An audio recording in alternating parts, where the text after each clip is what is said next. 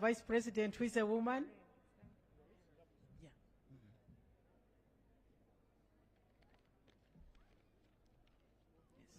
Yes. Your Excellency, allow me to introduce one of the diplomats who has not yet been introduced. That is Her Excellency Joyce Kakuramatsi Kikafunda, the High Commissioner of India. Now we proceed with the march past. March past.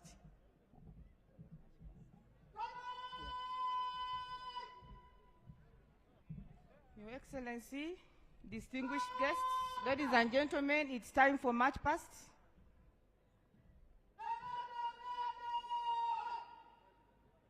The parade commander is Honorable Lieutenant Colonel Evelyn Murejeya Asimwe.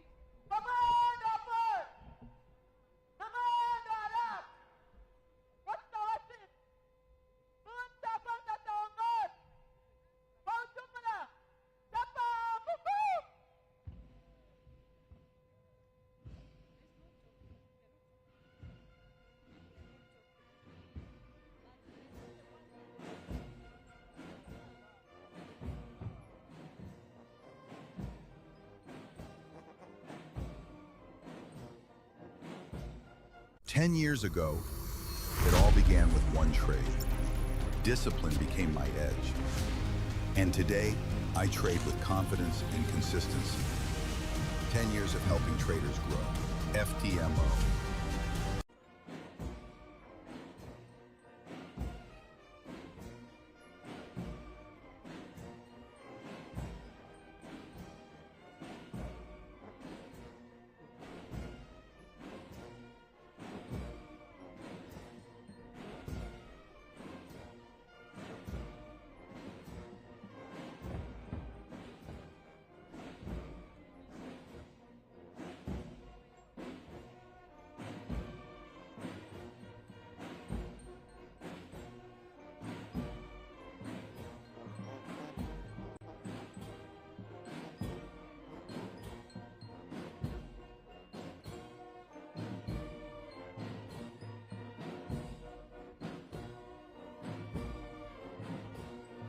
Our distinguished guests, please reminded that while the color parties approach, you'll be requested to stand up.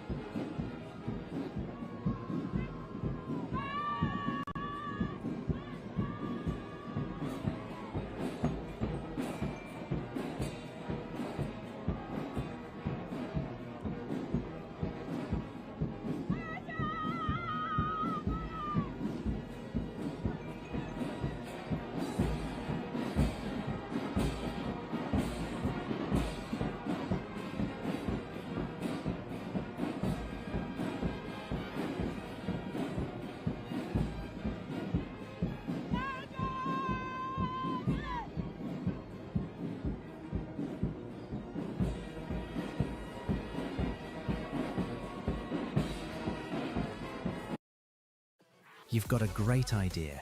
GoDaddy has the perfect domain name to go with it. It only takes a few minutes to register one with over 500 extensions to choose from. Plus, every domain comes with the AI-powered experience, Aero, which will create essentials like a logo and landing page for you in minutes. With 80 million names sold, GoDaddy is the world's #1 domain registrar. Take your idea online today.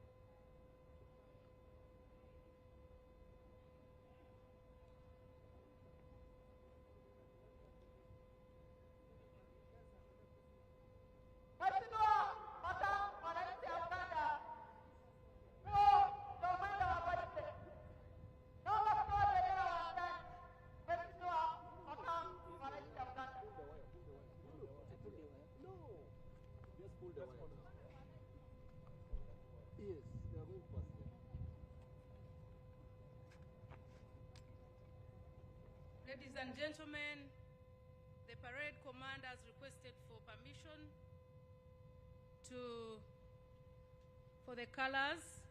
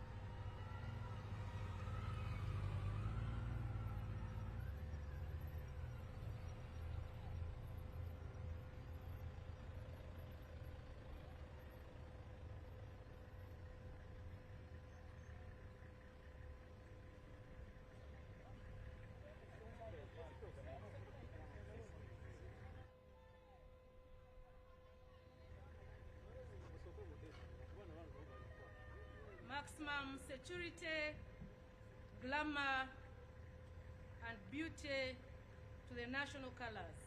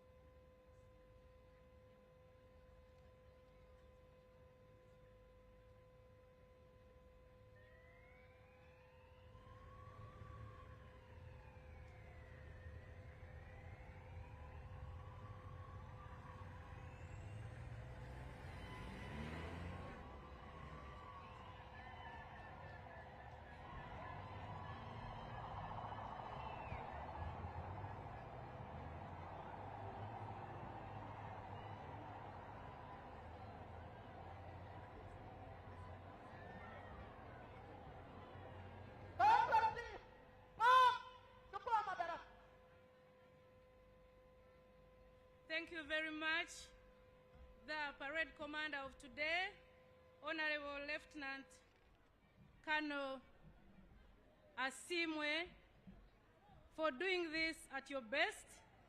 She's now handing over to the parade to to march off the parade.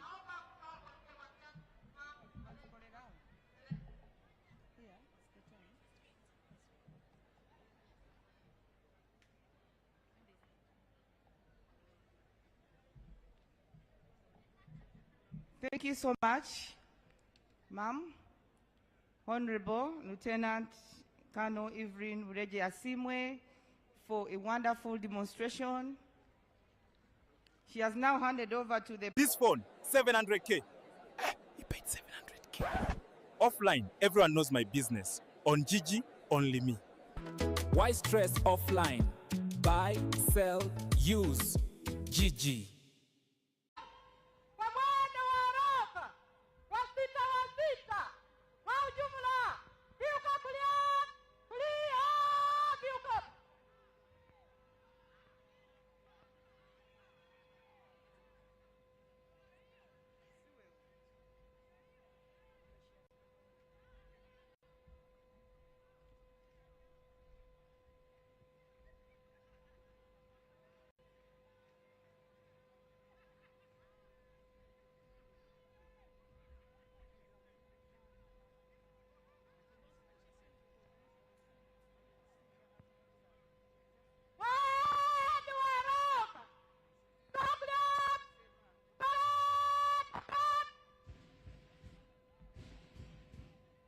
Is now moving out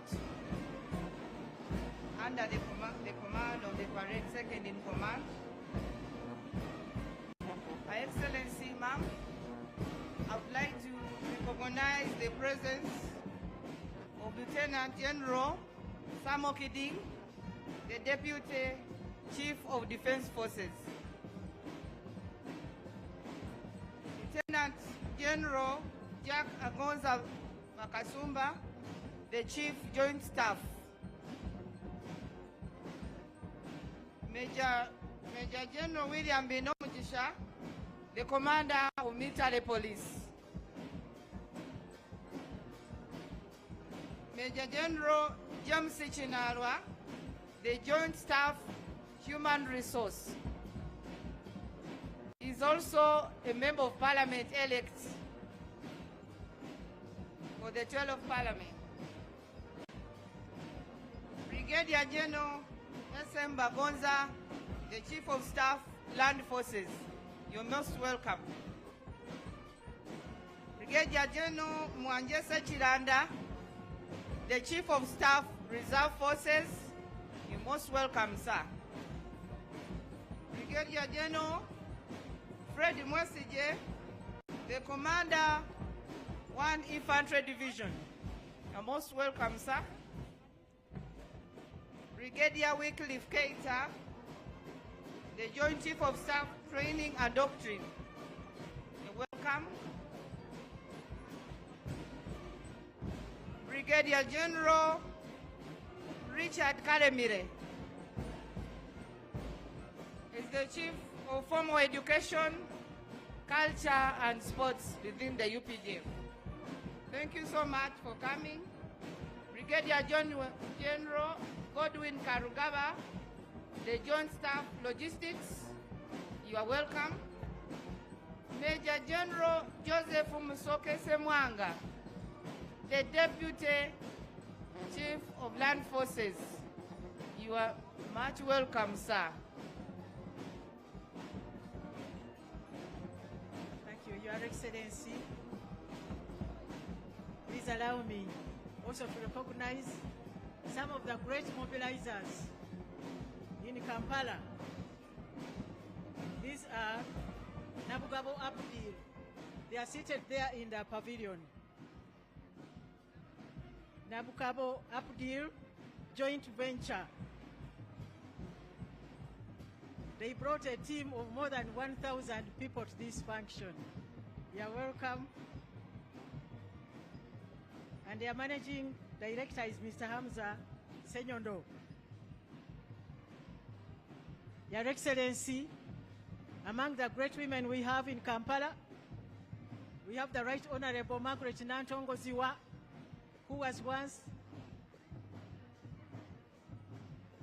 the Speaker, East African Legislative Assembly.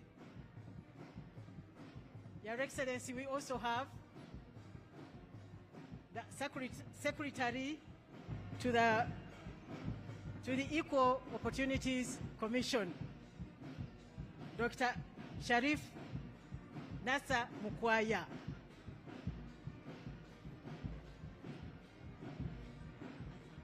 Your Excellency, the women who are here have come from all the districts of Uganda. Therefore,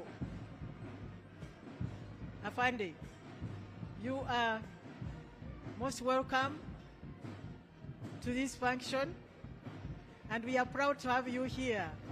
We've been talking about you as one of the empowered women of Uganda that we have. We have, in a special way,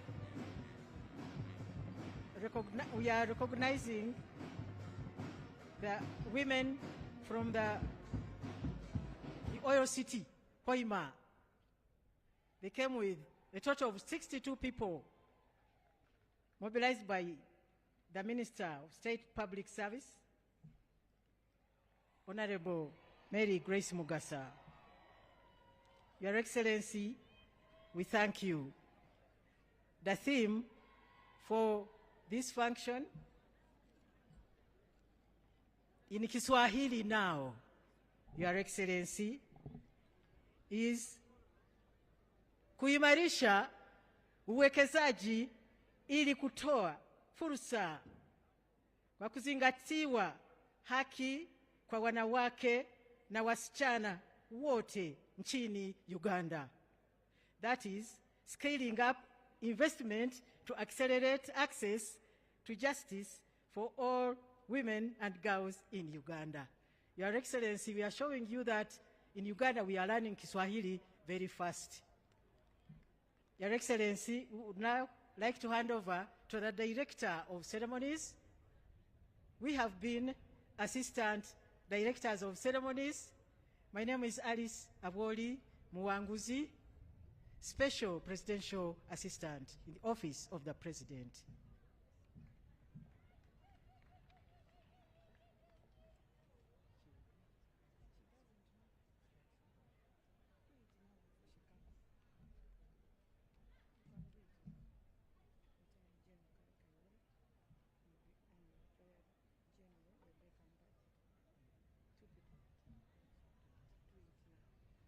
Yeah, as the Director of Ceremonies comes, I would like to recognize the presence of the retired General Kale Kaihura, who was our Inspector General of Police, and retired Brigadier General Rebecca Mpachi.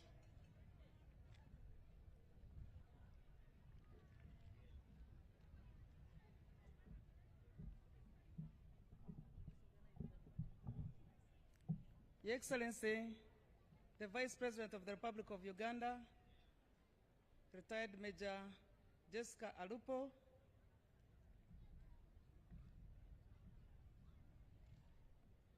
Your Lordship, the Chief Justice, the Right Honorable Prime Minister of the Republic of Uganda,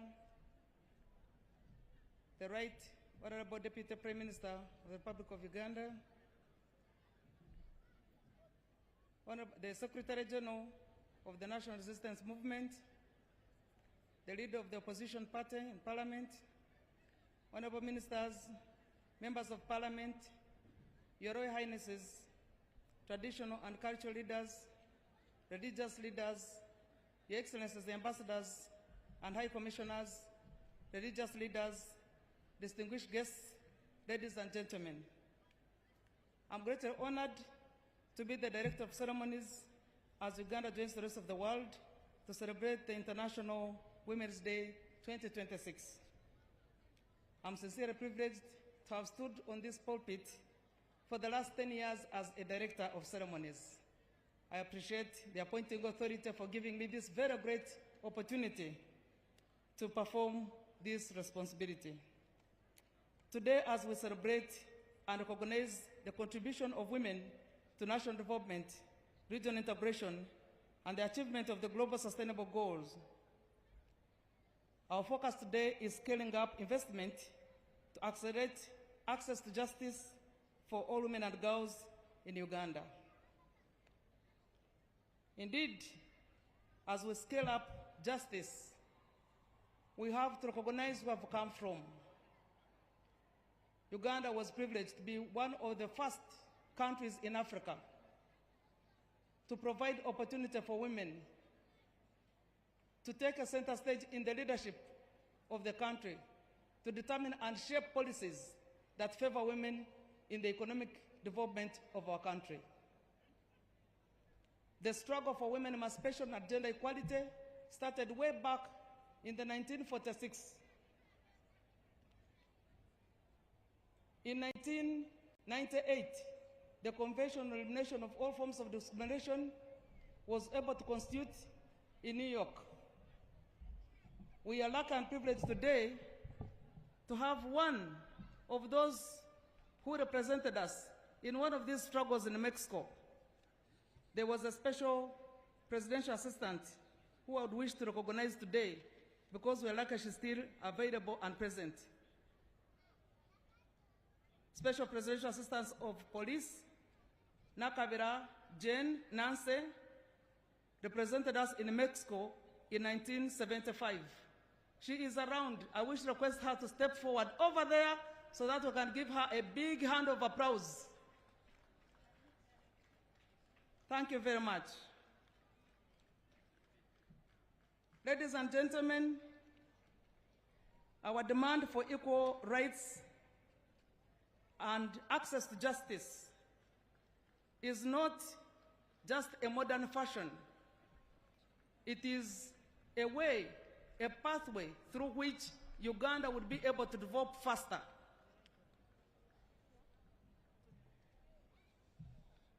We have been able to see how women have progressed from the time the NRM government allowed them to participate in all areas of socio-economic development. As the Vice President was moving around the stores, we have been able to progress from no earning any income or earning a coin at all, set by our traditional systems, to now being able to grow and be able to put up industries of our own. There are many factories and industries that were exhibited, and these are not all. These are only the ones who could make it today here in Kampala. But over the whole area in Uganda, women have taken the center stage in income development. However, a few challenges still stand that in our quest and struggle for emancipation and gender equality, gender-based violence has remained high. 52% of all the women have ever faced physical violence. The few that have not had physical violence, at least economic violence, has been one of the daily bread they earn. Today, we would wish to mobilize not only women, but also men, to acknowledge and accept the space for women, to support them in developing this country and maintaining peace together. The peace of a woman is not necessarily the presence of guns. It is the peace at home. It is the space she has, the way she's treated, and the security she has at home and in the environment around her. The respect she has is what we call as peace and security for a woman. Excellency, the Vice President, we wish to request you to convey our congratulatory message to His Excellency the President upon his landslide victory in the recent concluded general elections. All Ugandans are firmly behind him to lead us to the path of socio-economic transformation and graduating our motherland into a middle-income country. Your Excellency, we wish also to thank you for all the support you have always given us during these celebrations. We know he has always been here in person. Now that he has sent a delegate, there must be also a very strong reason that he's not here. And I'm sure the delegates, who is the Vice President, will give us the right information. But we are confident whatever he's doing is for the interest of women wherever they are located. We want to thank the Kampala capital city for hosting this International Women's Day. We know the roster, the duty roster today this time was not yours. We should have been in northern Uganda. But because of circumstances that we could not avoid, it was important to have this celebration here in Kampala. And at short notice, you were able to host us. We want to thank you so much. And on this note, allow me to thank the Minister, Honorable Mr. Kabanda, the Minister for Kampala, Capital City, and Metropolitan, for taking lead in cleaning Kampala. Thank you very much for cleaning it up.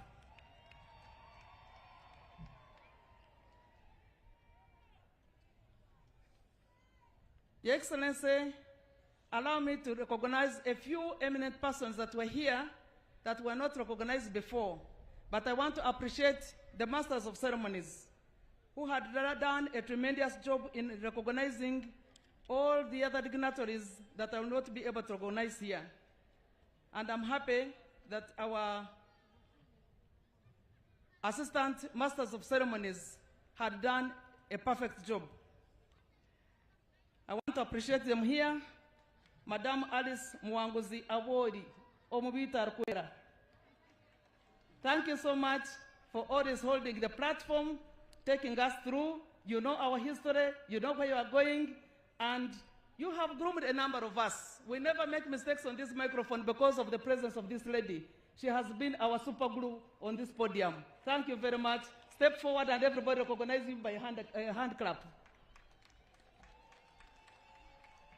In our women fraternity, would have called her a journal, and I think she deserves to be. We have Assistant Superintendent of Prisons, Mary Centenary. She looks as a centenary bank. Assistant Commissioner of Prisons has corrected me. Thank you very much for taking up the stage and for enduring the ceremony we have. We have always had you. Thank you for perfecting the skills. Major Terry Murunji Flavia, Omubwat. Thank you very much. This one is the Director of Information in the Reserved Force. Thank you so much for perfecting the skills. We look upon you for the coming generation of the young people. You are their lead Masters of Ceremonies. We thank you for the job well done. Allow me to recognize colleague ministers who are here present. Honorable Samuel Helen, the Minister of State for Disability Affairs, she's over there. Thank you very much for the job you have been doing with persons with disabilities in the country. The Right Honorable the Second Deputy Prime Minister, Mama Lukia Nakadama, who was my predecessor.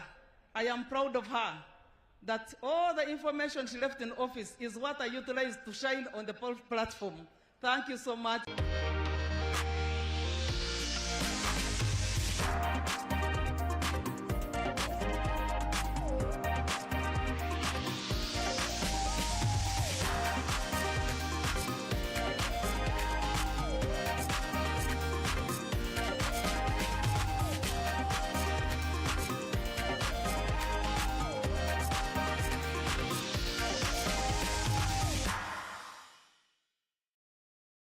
This milestone. Honorable Peter Okeris, Minister of State for Karamoja Affairs, Office of the Prime Minister, he was one of the first to come here in the morning. Thank you, Papa, for gracing this occasion. Honorable Mugisa Grace, Mary, Minister of State, Public Service, congratulations and thank you for being with us. Honorable Victoria Rusoke, Atwoki, Omubitokati, thank you very much. She's the Minister of State for Local Government. Local government is one of the biggest ministries we have. She manages to marshal it up with the Honorable Rafael Magezi. Thank you so much for gracing this occasion. Honorable Helen Adoa, the Minister of State for Agriculture, responsible for fisheries, thank you for ushering women into the lake. The women are now fishing on their own. They are not waiting for fishermen to bring fish. Now I don't know the name we should be giving women who are fishing. Are they fisherwomen or fishermen? Fisherwomen. That's a new slogan because previously we did not have women on the lake fishing. Now we have a number of them because Honorable Doa has ushered them into the lake to fish. Honorable Akela Beatrice, Minister of State for President Economic Monitoring, thank you for monitoring the economy. I am happy that you are here to grace this very important occasion. Honorable Diana Mutasegwa, she is also with us, Minister of State in the Vice President's office. Thank you for gracing this very important occasion. I don't want to make a mistake of forgetting a very important person, the former Prime Minister, Honorable Amama Mbabazi. Please stand up for recognition with your wife behind there. You are one of the few that has been able to walk here today with your wife. A big hand of applause for the two partners to walk together this long journey.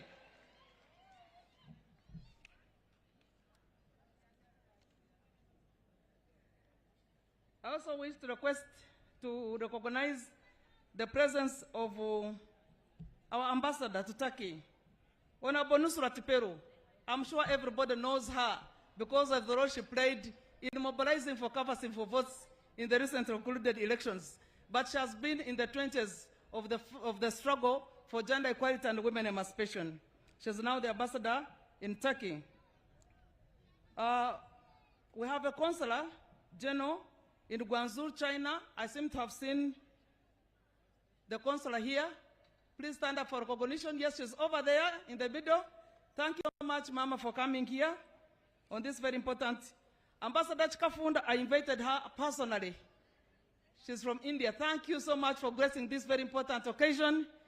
We cherish the journey you have been making and for the progress, the fight for gender equality. I don't want to take you longer because I'm sure many people have been invited, but allow me kindly to recognize the cultural leaders.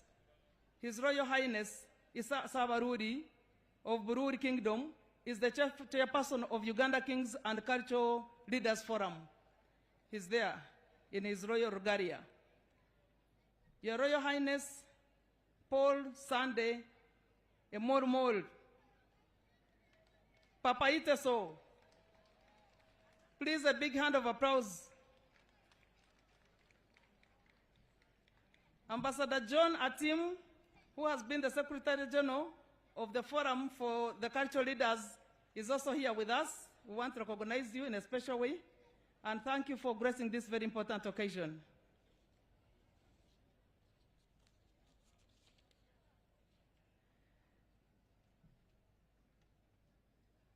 Your Excellency, we are indeed honored to have many people coming in today. I am unable to introduce everybody, but allow me, in general terms, thank you so much for gracing this very important occasion.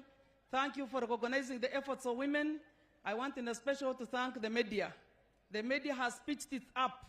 This important celebration is not only happening here, but everybody is viewing us online. And the whole of this week, they have been showcasing the women's progress in achieving equality and justice, and also their contribution towards socio-economic development. Allow me, on this very important occasion, to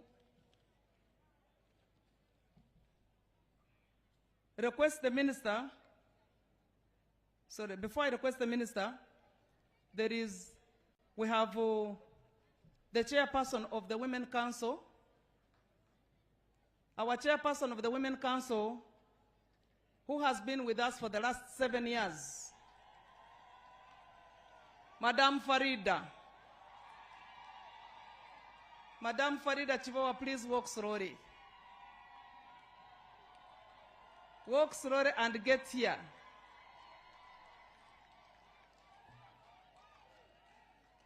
Farida Chivawa has been a very instrumental cadre of the NRM.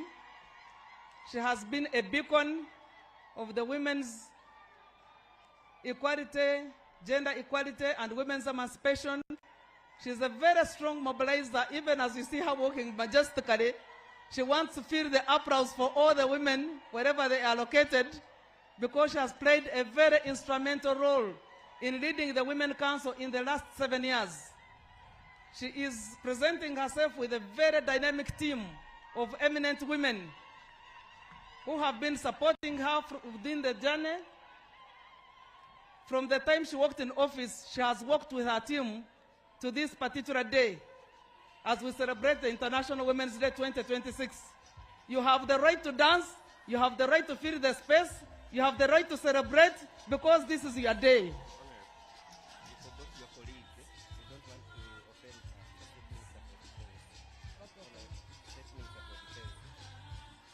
Allow me kindly to recognize the presence of Honorable Huda Olel Abson, the Minister of State for Defense and Veteran Affairs. Thank you so much for joining us. Thank you so much for coming and for celebrating with us. Madam Farida, please take your space.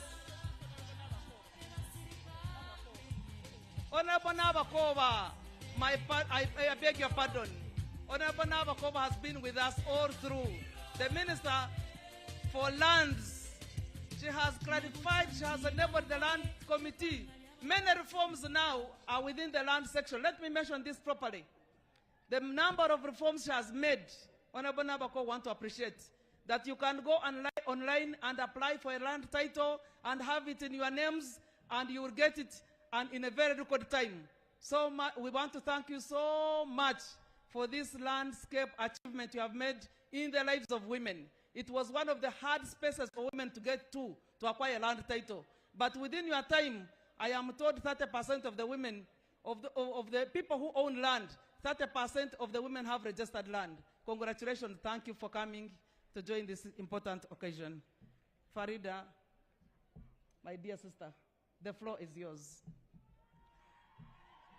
Thank you so very much, Honorable Peace Mutuzo, our own, for giving us an opportunity as women leaders of this country to make a statement on this very important day. And it is our day to shine. Can I hear you? Thank you. Your Excellency, the Vice President of the Republic of Uganda, Major Retired Jessica Lupo Toto, His Lordship, the Chief Justice, the Principal Judge, the Right Honorable Prime Minister, Majegere Wafe, Mama Nabanja, and the Deputy Prime Minister, Hajat Rukia Nakadama, the Right Honorable Secretary General, and representatives from the NRM Secretariat, and all the SEC members present, Your Highness, the cultural leaders, Honorable Cabinet Ministers and Ministers of State, Your Excellencies, the Ambassador and High Commissioners, Honorable Members of Parliament, the incoming and outgoing, religious leaders, Head of Civil Service, RDCs and chairpersons of LC5, the Women Council leaders and the Women League from all the districts of Uganda, ladies and gentlemen, tusanso kubalaba, mwebale kujja. Your Excellency, it is my honor and privilege to welcome you here today on this year's International Day, Women's Day celebrations here at Kololo Ceremonial Grounds. This year's theme is scaling up investment to accelerate access to justice for all women and girls in this country, Uganda. On my own behalf, and on behalf of all the women of Uganda, I want to take this opportunity to congratulate our dear President, who is not here with us, for his well-deserved victory in the recent concluded presidential election. His re-election as president of this country, Uganda, with 71% is a big statement, not only to the people of Uganda, but to also the people of East Africa, Africa, and the world. Ugandans demonstrated political maturity and committed to peace.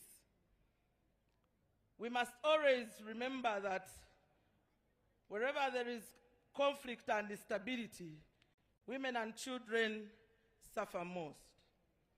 By protecting peace and stability, we protect our development and our future. We extend special appreciation as National Women's Council to the First Lady of this country, Mama Janeti Kataha Museveni, for standing firm with Muzei throughout the journey of election. Mama is not here, but we want to thank her for the message which she reinforced, the values of unity, peace, and stability. The last-minute prayer that Mama sent had a powerful message to the country, reminding us of our responsibility as citizens and encouraged Uganda to peacefully come out in person and participate in the democratic process. Thank you, Mama. We also want to commend a sister, Natasha, for engaging the young people and the bloggers throughout various social media platforms, including the TikTokers, because it is the way to go. Thank you. That engagement spoke clearly to the young people of Uganda that family unity, patriotism, and responsibility are essential in all protecting our nation and securing our future. Our dear chief guest, I want to appreciate everyone who supported the president, especially the women across the country, who have already supported Muzei spiritually, financially, morally, and throughout intensive mobilization. It demonstrates clearly that women are not spectators in the nation building, but active partners in shaping the destiny of our nation. I want to congratulate all those that participated in the just concluded election, including myself. I want to congratulate the members of parliament who made it back, and some were unopposed, like the Speaker of Parliament and many others. And those that contested, we congratulate you. We also want to congratulate those who didn't make it. Congratulations. That is the beginning of the journey.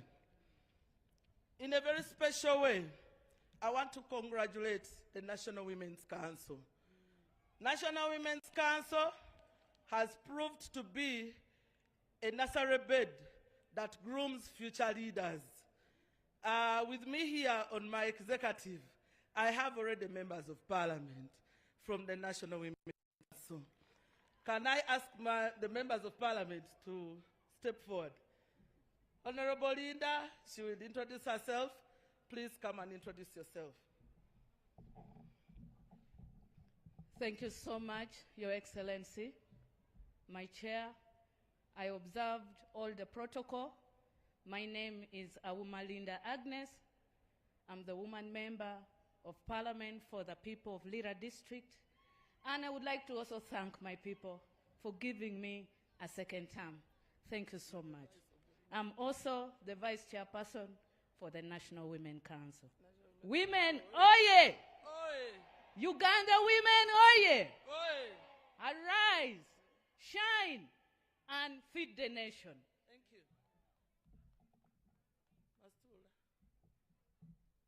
Thank you, Your Excellency, the Vice President of the Republic of Uganda. All protocol observed. My name is Mastula Namatovu, Member of Parliament-elect, Kamuli Municipality, under National Publicity for the Women's Council of Uganda. A women oye! A women oye! Mzee oye! Thank you so much. I want also to congratulate in a very special way the women who made it to the Central Executive Committee, headed by the chair of the Women's League, Honorable Adrian Kobsinje. You can stand up for recognition. And the executive members of the Women's League.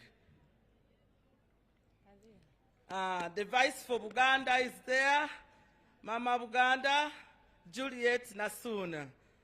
The Vice for Western, Honorable Inidi Mwesije, please. The Vice for Northern, Adong Teddy. The Vice for Eastern, a Captain, Captain Grace. The General Secretary, Honorable Jacqueline, and she's going back for Yala. And the publicity, who is a member of the Women's Council. Please introduce yourself. All protocol observed. I am Akwi Nora Robina, the National Publicity of the Women's League, at the same time, the National Treasurer of the Women's Council. All women, oi! Women, oi! A winning, oi! Women League, oi! Women Council, oi! Thank you so much.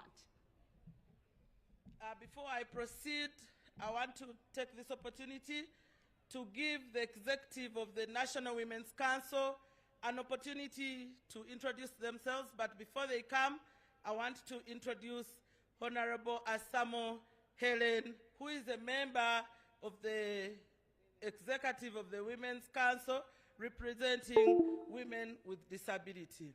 Honorable Asamo, thank you so much for guiding us all the time. I want also to introduce Hillary. Let Hillary first come. Hillary, you can introduce yourself. Thank you so much. Your Excellency, the Vice President, and all protocol observed. My name is Hillary Asimwe. I am the Secretary for the Female Youth at the National Youth Council. And by law, I also become part of the executive of the Women's Council. I am honored to be part of this great event. And as young women in leadership, when we look at other women that have made it, we are greatly inspired, and we are ready to inspire the next generation. Thank you. Women, oye. Youth, oye. Yeah. Thank you, Honorable Dr. Nakafero. Please come and introduce yourself. Your Excellency, the Vice President of Uganda, all protocol observed. My name is Angela Nakafero. I serve as the Commissioner Gender and Women Affairs, Minister of Gender, Labor, Social Development, ex officio to the National Women's Council. Thank you very much. Doctor represents the Minister of Gender, Labor and Social Development on the Executive Committee of the National Women's Council. The National Women's Council is under Ministry of Gender, Labor and Social Development, and we are housed in the Secretariat of the Special Interest Group. Please, the Secretary, come and join us. The only man. Your Excellency, the Vice President, and all the protocol that has been already observed. My name is Osborne Priasingura, the Madam, representing the Secretariat at the Council. In other words, I am the Secretary to the National Women's Council. I thank you so much. Women, oye? Oye. Can I hear you? Women, oye? Oye. Thank you so much. Our manager, please come and introduce yourself. Your Excellency, the Vice President of the Republic of Uganda, I'll stand on the protocol already set. My name is Emily Akulu. I'm the program manager of the National Women's Council. When the chair spoke about the National Women's Council building the capacity of women and being a bakery of leaders, she mentioned politicians, but I also want to say that I started as a chairperson of the of Alebtong district. I was a Women Council chairperson of Alebtong district, and my capacity has been built technically, and now I'm together with the women of Uganda, irrespective. Thank you so much. Women, oye! Oye. Women of Uganda, oye! Oye. Thank you. Thank you, Emily, our manager for the Women's Council.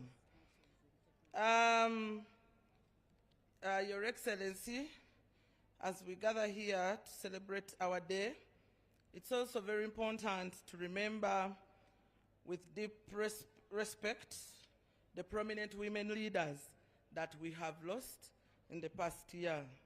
In a very special way, we pay tribute to the late Honorable Namirembe Bitamazire, a distinguished woman leader, a minister, a member of parliament whose lifelong dedication to education and empowerment of women and girls remain a lasting legacy for our country. We thank the government of Uganda for according her an official burial. And we thank you for representing government of Uganda. We also remember all the other women who served in parliament, local government, public service, civil society, and community structures. Their service strengthened families, institutions, and our nation. And all those that have lost their dear ones, may their souls rest in eternal peace. The National Women's Council was established by an Act of Parliament in 1993, and it continues to serve as the voice of women from the village to the national level. I'm pleased to inform you that the National Women's Council, together with other special interest groups, is now housed under the National Secretariat for Special Interest Groups, a semi-autonomous institution operating under Ministry of Gender. This structure has strengthened coordination, visibility, and service delivery for women, youth, people with disability, and PWDs. We have a secretariat that is headed by Mr. Osborne as the ES and managers of other departments. This year's theme is focusing on justice and women's access to justice, strongly resonates with the spirit of protection, the gains Uganda has made in governance, human rights, and inclusive development. Her Excellency, we commend government has continued commitment to gender inclusion within the justice sector.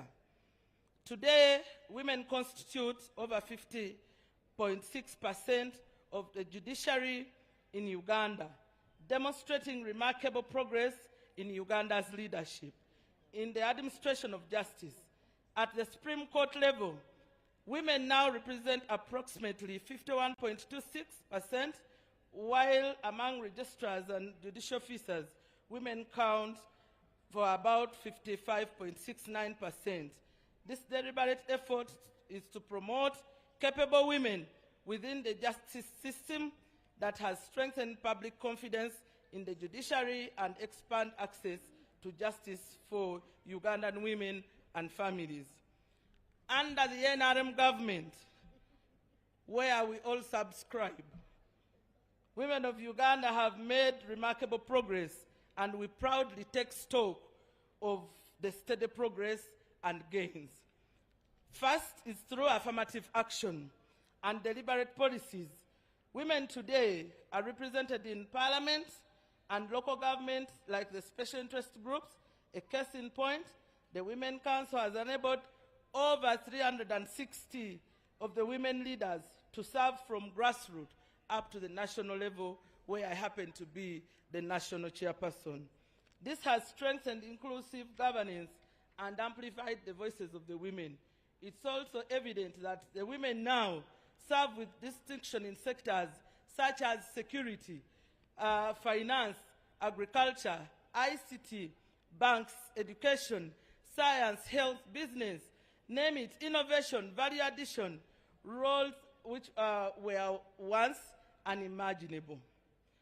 Her Excellency, Uganda has also made a significant strides in economic empowerment through programs aimed at transforming households and uplifting citizens out of poverty.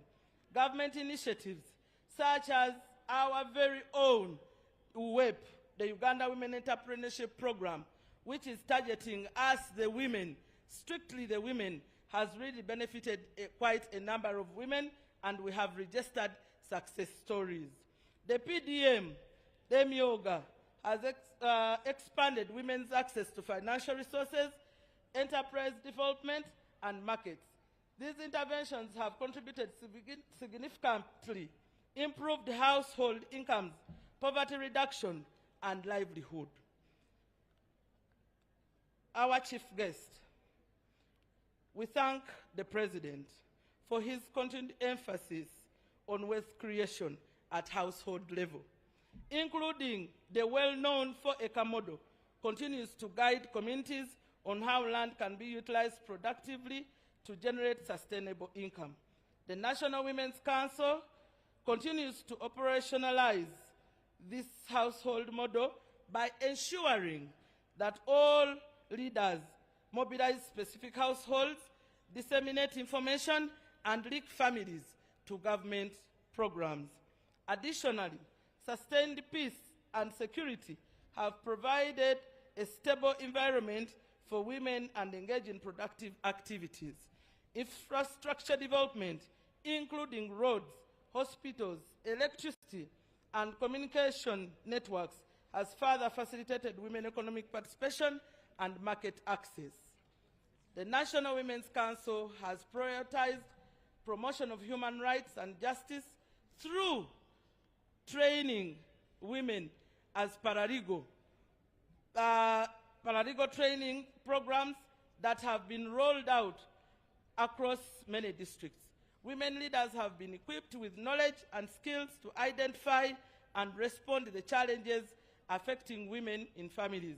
At the village level, women leaders, especially the Nabachala, that Nabachala has been identified, and we have equipped them with knowledge and skills to identify and respond to challenges affecting women and families.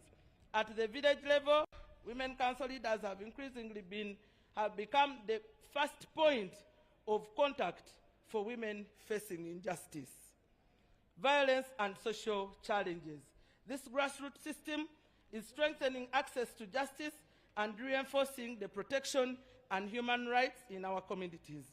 Our dear chief guest, I'm pleased to inform you that on Friday, 6th March, over 400 women gathered together under the Women's Convention at Miss Steele Hotel from across political parties, creative art, women in business, academia, women in markets, the women leaders, women from ministries, departments, and agencies, under the theme, reflecting on the past, strengthening the present, and shaping the future of Uganda, of the women's agenda in Uganda, and came up with some resolutions. 1, the Women Convention shall be institutionalized as an annual event to be covered every year in order to review progress and strengthen women participation and advance the women's agenda. That's 2, that the 12th Parliament should prioritize the review of all pending bills and to enact legislation that is gender responsive, promotes equality, and safeguards the rights and interests of women. That 3, to strengthen mentorship for young women, with the objective of preparing the next generation of women to actively participate in governance and public life. Your Excellency, the Convention resolved to expand and strengthen affirmative action measures in order to create more opportunities for both young and senior women in leadership and decision-making structures, noting that women have not yet achieved even the 50% representation, and that the current 34% representation is largely attributed to appointments rather than elected positions. Our chief guest, the convention also revealed, and we agreed, that we have to mainstream increase of women's presentation in key decision-making positions. Those are heads of departments, agencies, and administrative units. We recommended that we get more women in key decision-making positions. Like you're aware, the National Women's Council, by law, is mandated to convene an annual council meeting. I also want to present to you, our dear chief guest, the resolutions of the Women's Council Conference that sat yesterday at Africana and was well attended by all the women leaders from the 146 districts and cities. Ministers also attended, and the Secretariat, and we had resolutions. One was to review and amend the legal provision governing the lining up method used to vote during primary elections, noting that the practice is gender biased, undermines democratic principles, exposes women to intimidation and violence, and is inconsistent with dignity and safety of voters, particularly women. That was one of the recommendations. And two, the Council resolved that we identify and document, profile women who have attained leadership positions and have progressed through the structures of the National Women's Council. A case in point, the Right Honorable Prime Minister started as a chairperson of the Women's Council in her village until she made it to the district, a minister, commissioner, RDC, name it, up to the office of the Prime Minister. Congratulations. We have Mama Ziwa Margaret, the former Yala MP Speaker, who was the first chair of the Women's Council. We have my predecessor, my Honorable Rose Najemba Mbabali. She's there. You have, those women have represented us very well. We have Mama Grace Caballo. We have Mama Rose Chirabida, Honorable Rose Chirabida. She started in the Women's Council and she served as RDC until she contested to become a member of Parliament for Wachisum. We have Mama Mbabazi Jacqueline. She was also in the structures, and many. The list is long. We actually agreed and resolved that we are going to profile them, and we appreciate their contribution, and we want to thank you. You have ably represented us very well.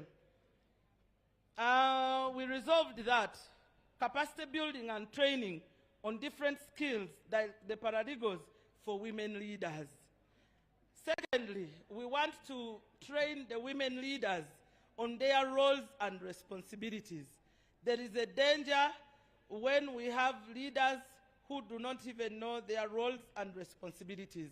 And we are aware that all the elected leaders, starting from Parliament, they are always trained.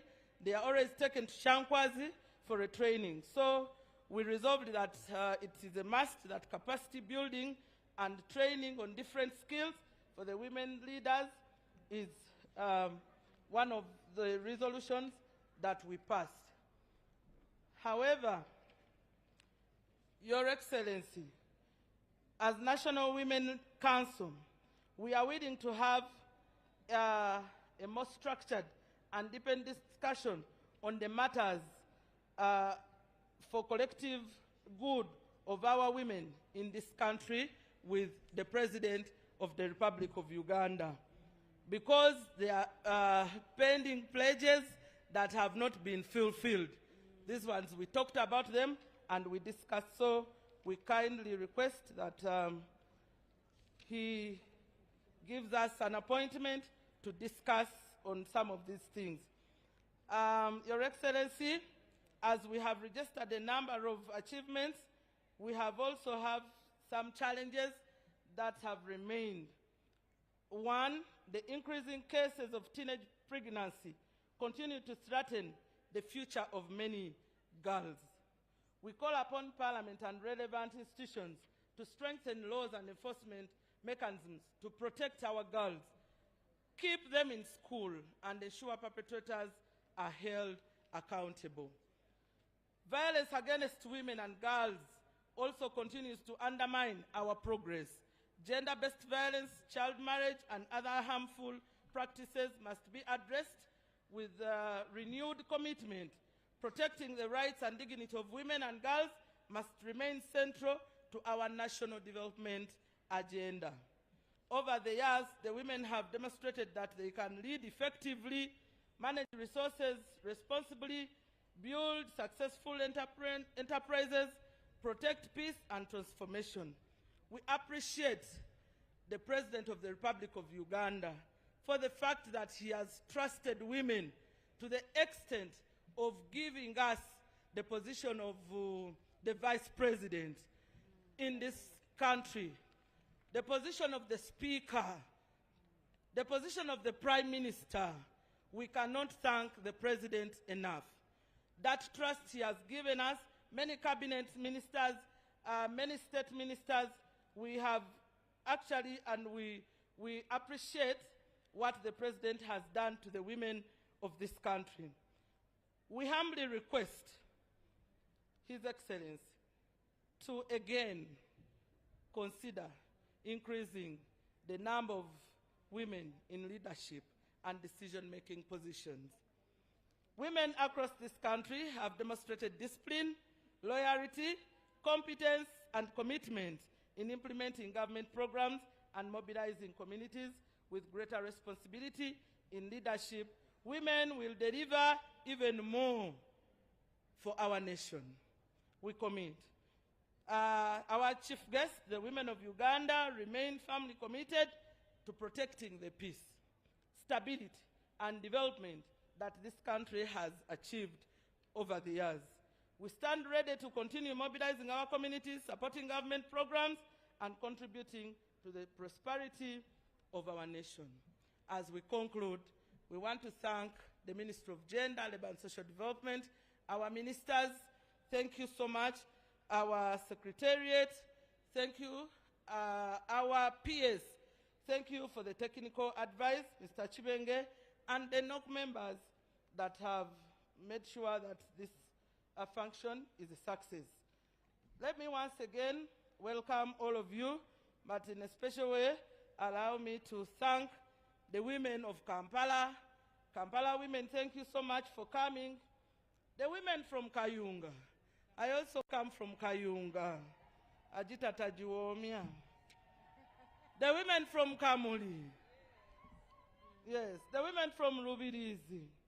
The women from West Nile. We have women from Wachiso. We have women from Ruchiga. And women council leaders from Wachiso sub-county. And I have said all this for God and my country. May God bless you.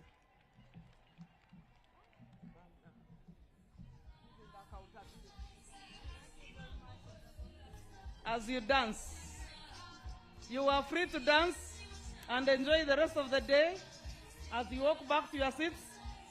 Women over there in the Women Council fraternity is cheering their chairperson and their leaders. Thank you so much for the role played. She had the right to make a very long speech because she had gathered so much information. I wish to take this opportunity to recognize the presence of the head of public service, Mrs. Lucy Nachobe Mbonye, head of public service. We want to thank you so much and appreciate your usual attendance of these celebrations. The chairperson of the Constitutional Commission, Winnie Kabogoza Musoke. Thank you so much for attending this important occasion of women. Reverend Dr. Professor Rubogo, Education Service Commission, and all the other members of the Education Service Commission, thank you so much for coming to grace this occasion. Ms. Jenny Mwesugwa, Chasimire, Deputy Head of Public Service, thank you so much for also coming here. The heads of departments from all the other ministries and government agencies, thank you for coming. I forgot to recognize my brother and colleague, Honorable Magodo James Kuya, Minister of State, East African Community. Thank you for coming to grace this occasion. They are new firebrand members of Parliament elect. Wherever you are, please stand up for recognition. The newly elected members of Parliament, even if you are coming back for the third, fourth time, for as long as you have just been newly elected, congratulations. Oh, I can see that the former chairperson of the Women League. Yes, she's here with us. She's putting on proper yellow from A to Z. She's over there. Congratulations, my sister, for making it to Parliament. But I want also to thank in a special way the members of Parliament, the sitting members of Parliament, the women sitting members of Parliament. Where are you located? Tamwegenda. I'm told next month, 24th, midnight, we shall be concluded that term of office. I wish to recognize you in a very special way. You have made a very formidable team in supporting legislations that lead towards gender equality and women empowerment. And all the men that you come along with, male members of Parliament, wherever you are located, please stand up for recognition. All the male members of Parliament who have come to join us today. Thank you so much for coming. There is one over there in the middle, and another one. Oh, those are male champions. Please thank them and clap for them, because they have recognized our day and they are here for us.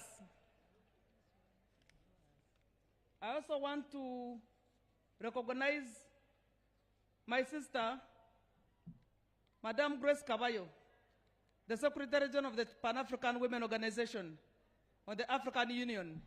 Thank you very much for taking Uganda abroad. At least on that scene, we have seen you there for us. Reverend Professor Dr. Florence Isabirye, Mulanga, whenever you hear the word Mulanga, then you know they talk. She's the Director General, Presidential Initiative on Banana Industrial Development. The talker lady is here. The powder talker is here. You don't have to carry a whole branch with all its feathers, with all its leaves. Please, as those who are going to New York, go over there and carry the talker in just a pack. 1 kilogram, 3 kilograms, and take to the people in New York. So she's here. Where is she? Madam, I saw you somewhere, and I want you to step forward. Dr. Muranga, wherever you are located, please, we appreciate the innovative role you have played in the development of the toke to the international market. It will be easier for us to carry abroad. I want to thank you so much for it.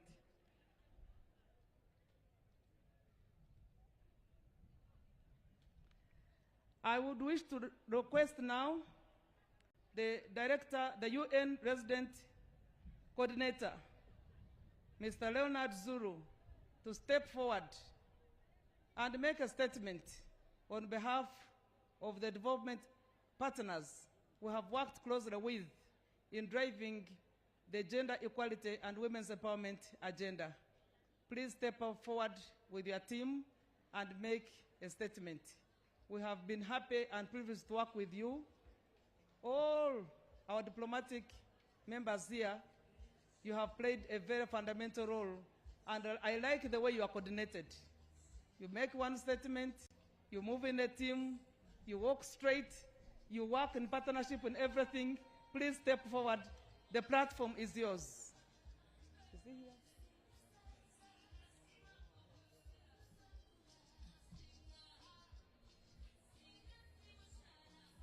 We have developed a system in Uganda on working on a tune. So whenever we are working, we dance a bit. So it will be kind of you to just shake a bit as you walk towards here, so that people know that you are working in celebration, not in agony. Congratulations. Thank you. The floor is yours. I can't have the umbrella with the ladies not having an umbrella, so we won't have an umbrella.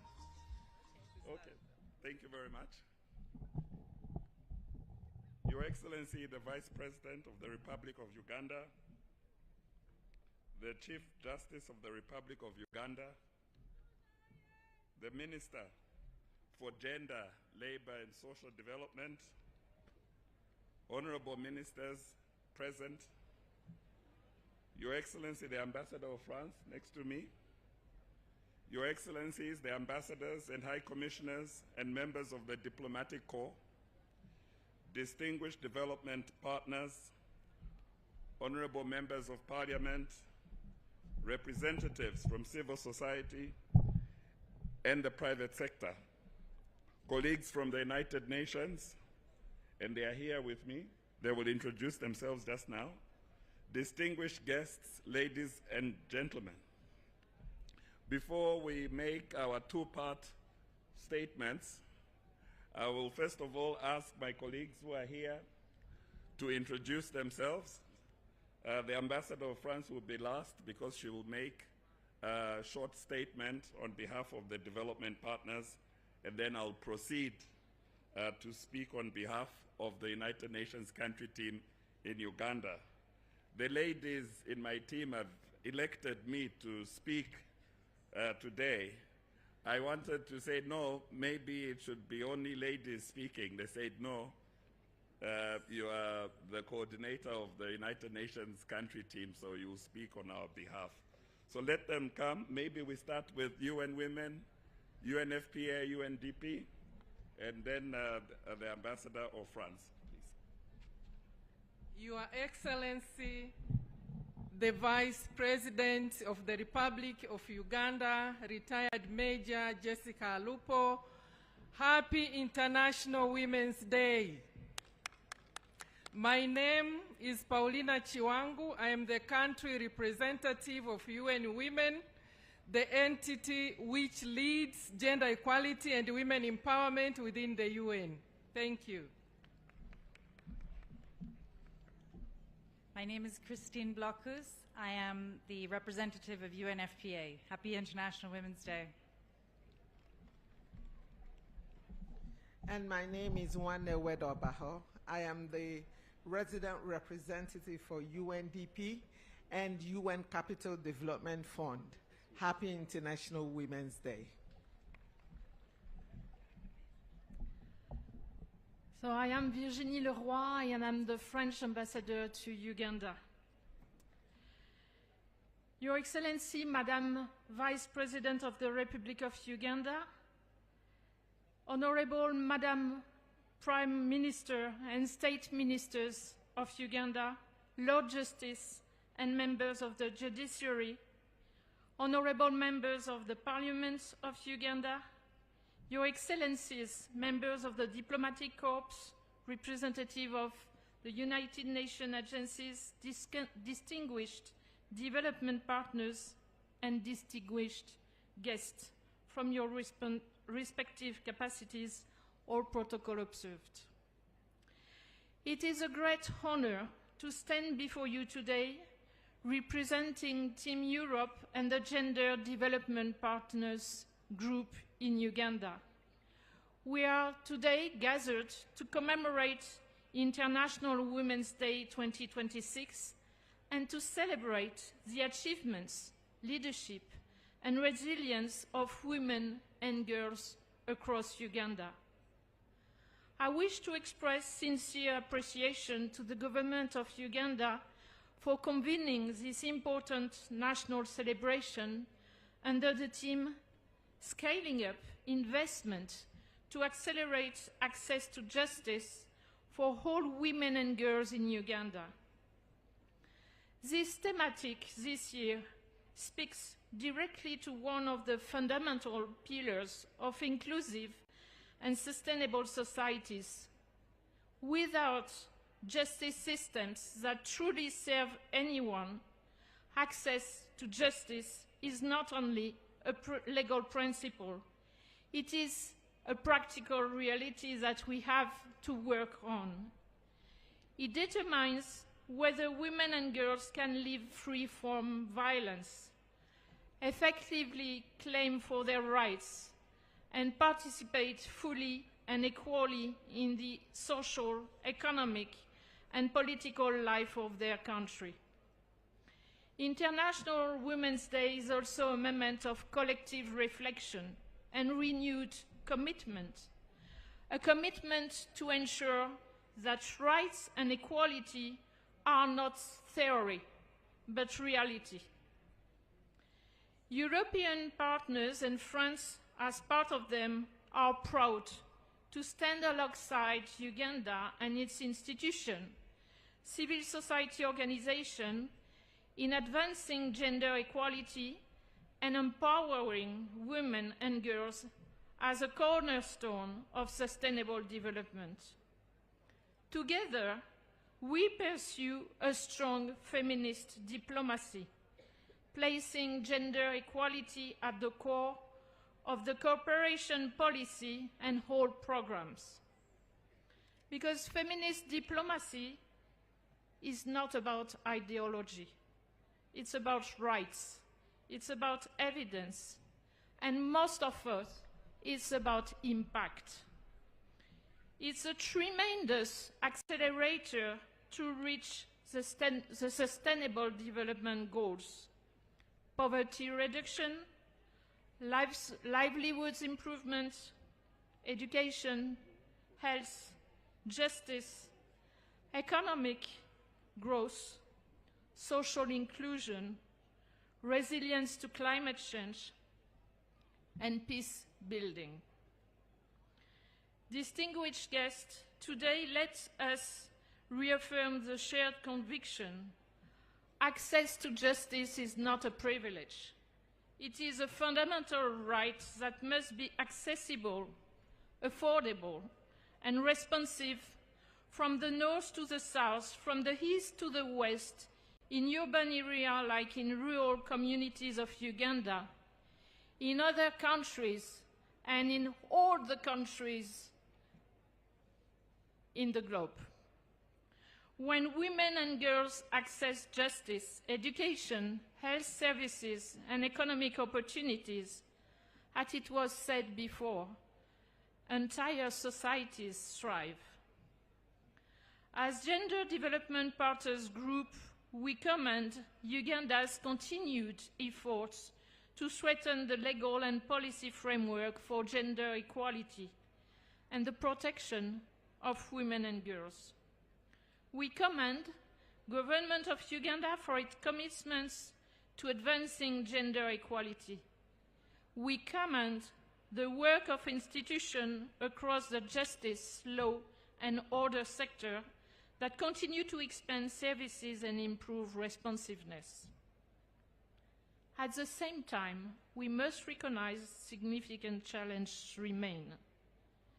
According to the Ugandan Police Force Annual Crime Report, in 2024, over 218,000 crimes were reported, including more than 14,000 cases of domestic violence and over 14,000 sexual offenses.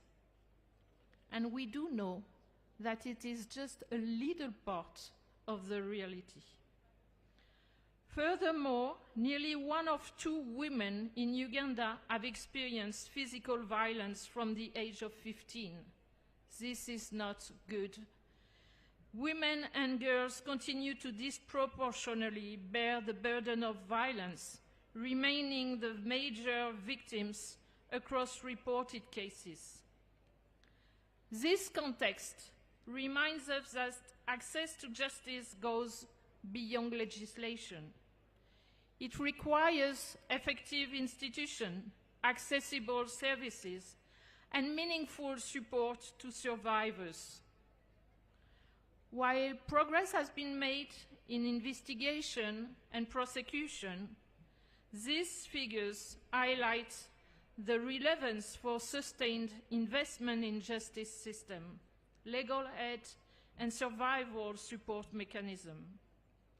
Scaling up investment in justice system is therefore essential by strengthening public institutions, building confidence, and fortifying inclusive development. Because behind each statistic is a woman and a girl, a member of our family, a member of our communities, a member of our countries, whose rights must be protected and whose voice must be heard. Particular attention is needed to those most at risk of exclusion from justice, including vulnerable rural women, adolescent girls, and women with disabilities. Uganda's continued generosity in hosting one of the largest refugee populations in Africa exemplifies national solidarity.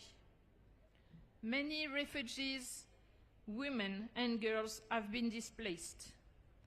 They are among the most vulnerable to gender-based violence. Ensuring refugees access to justice and protection services is therefore essential, part of the building of an inclusive system that leaves no one behind. The Gender Development Partners Group in Uganda, including Team Europe, UN Women, UNFPA, remains strongly committed in working hand-to-hand with public institutions. We hold support programs that strengthen prevention and response to gender-based violence, and initiatives that promote women's economic empowerment, recognizing that economic independence is often essential for women to seek justice and exercise their rights. But transforming social norms is also essential to achieving gender equality. I'm glad, as the French ambassador to Uganda, to be part of the Women Ugandan 2025 Plus movement. This is a movement that was set up by my colleague, the director, the country representative for UN Women, and my colleague, the ambassador to Netherlands. Together, female heads of diplomatic missions, UN partners, and male change makers from various sectors, including the government of Uganda, we do reaffirm that gender equality is a concrete driver of development in Uganda. This initiative seeks to advance, together with our +1 male changemaker, which I proudly salute today in the assistance. We do believe that women's economic empowerment, reproductive health, women's leadership intensify efforts to prevent and respond to gender-based violence. Because men must be part of the movement, not as bystanders, but as allies, because gender equality is a shared responsibility. So Women Uganda 2025 Plus movement aims at translate commitments into measurable results.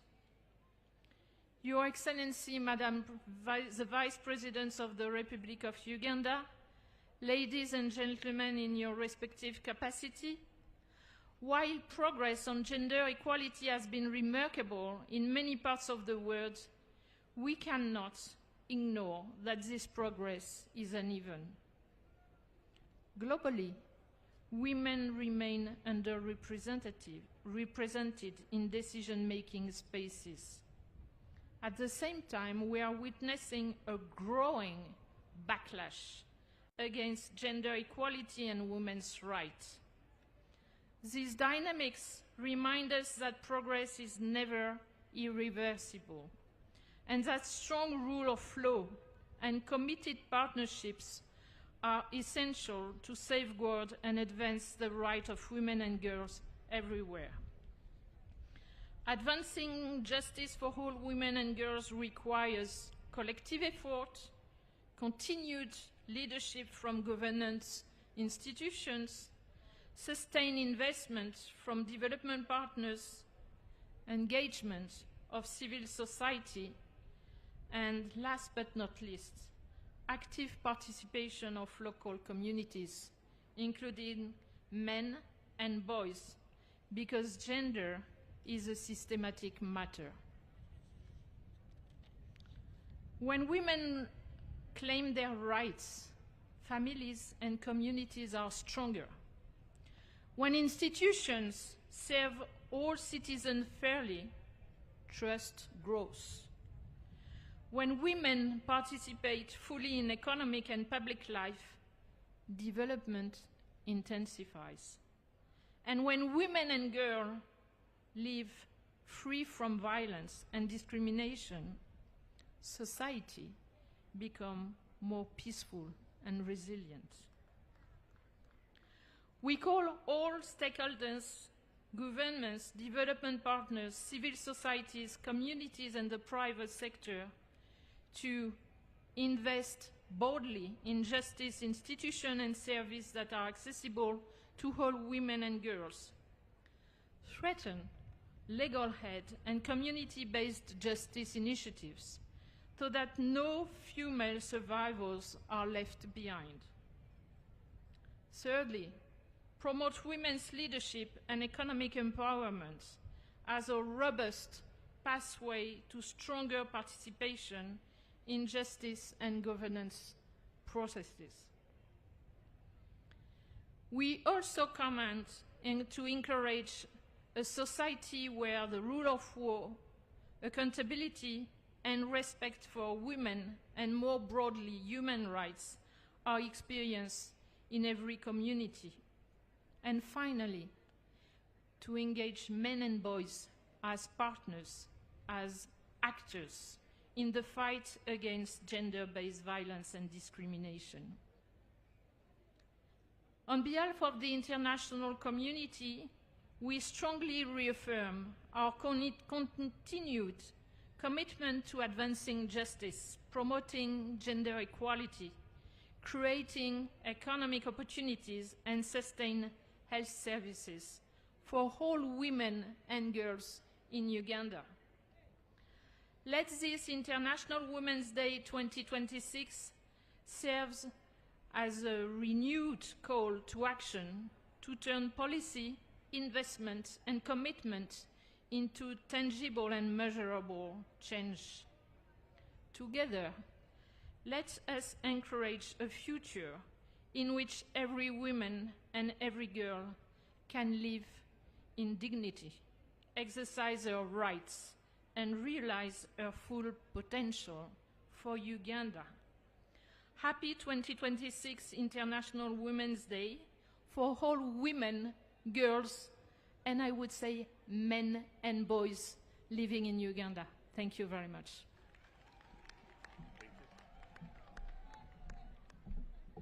Madam Vice President, today we celebrate the leadership, resilience, and transformative contribution of the women and girls of Uganda. This is a moment to reaffirm that gender equality is much more than an aspiration. It is a legal obligation and a prerequisite for sustainable development and lasting peace and development.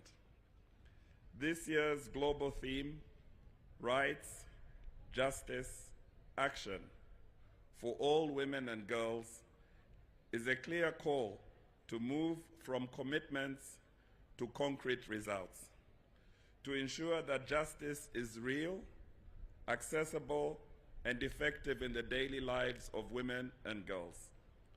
Uganda's national theme, scaling up investment to accelerate access to justice for all women and girls in Uganda speaks directly to this global call. It reflects a clear national understanding that justice is the foundation upon which equality, peace, and sustainable development are built. Your Excellency, ladies and gentlemen, access to justice. A woman can report violence without fear of retaliation. It means that a girl has the right to inherit property without discrimination, that a woman can have access to and control land, financing, extension services, and technology. It means that a woman living in a rural district, a refugee settlement, or an informal urban community can claim her rights without facing stigma, cost barriers, or procedural obstacles. It also requires fair law, responsive institutions, and systems that people can trust. It means ensuring that women participate fully and equally in leadership, especially in political and justice sector decision-making.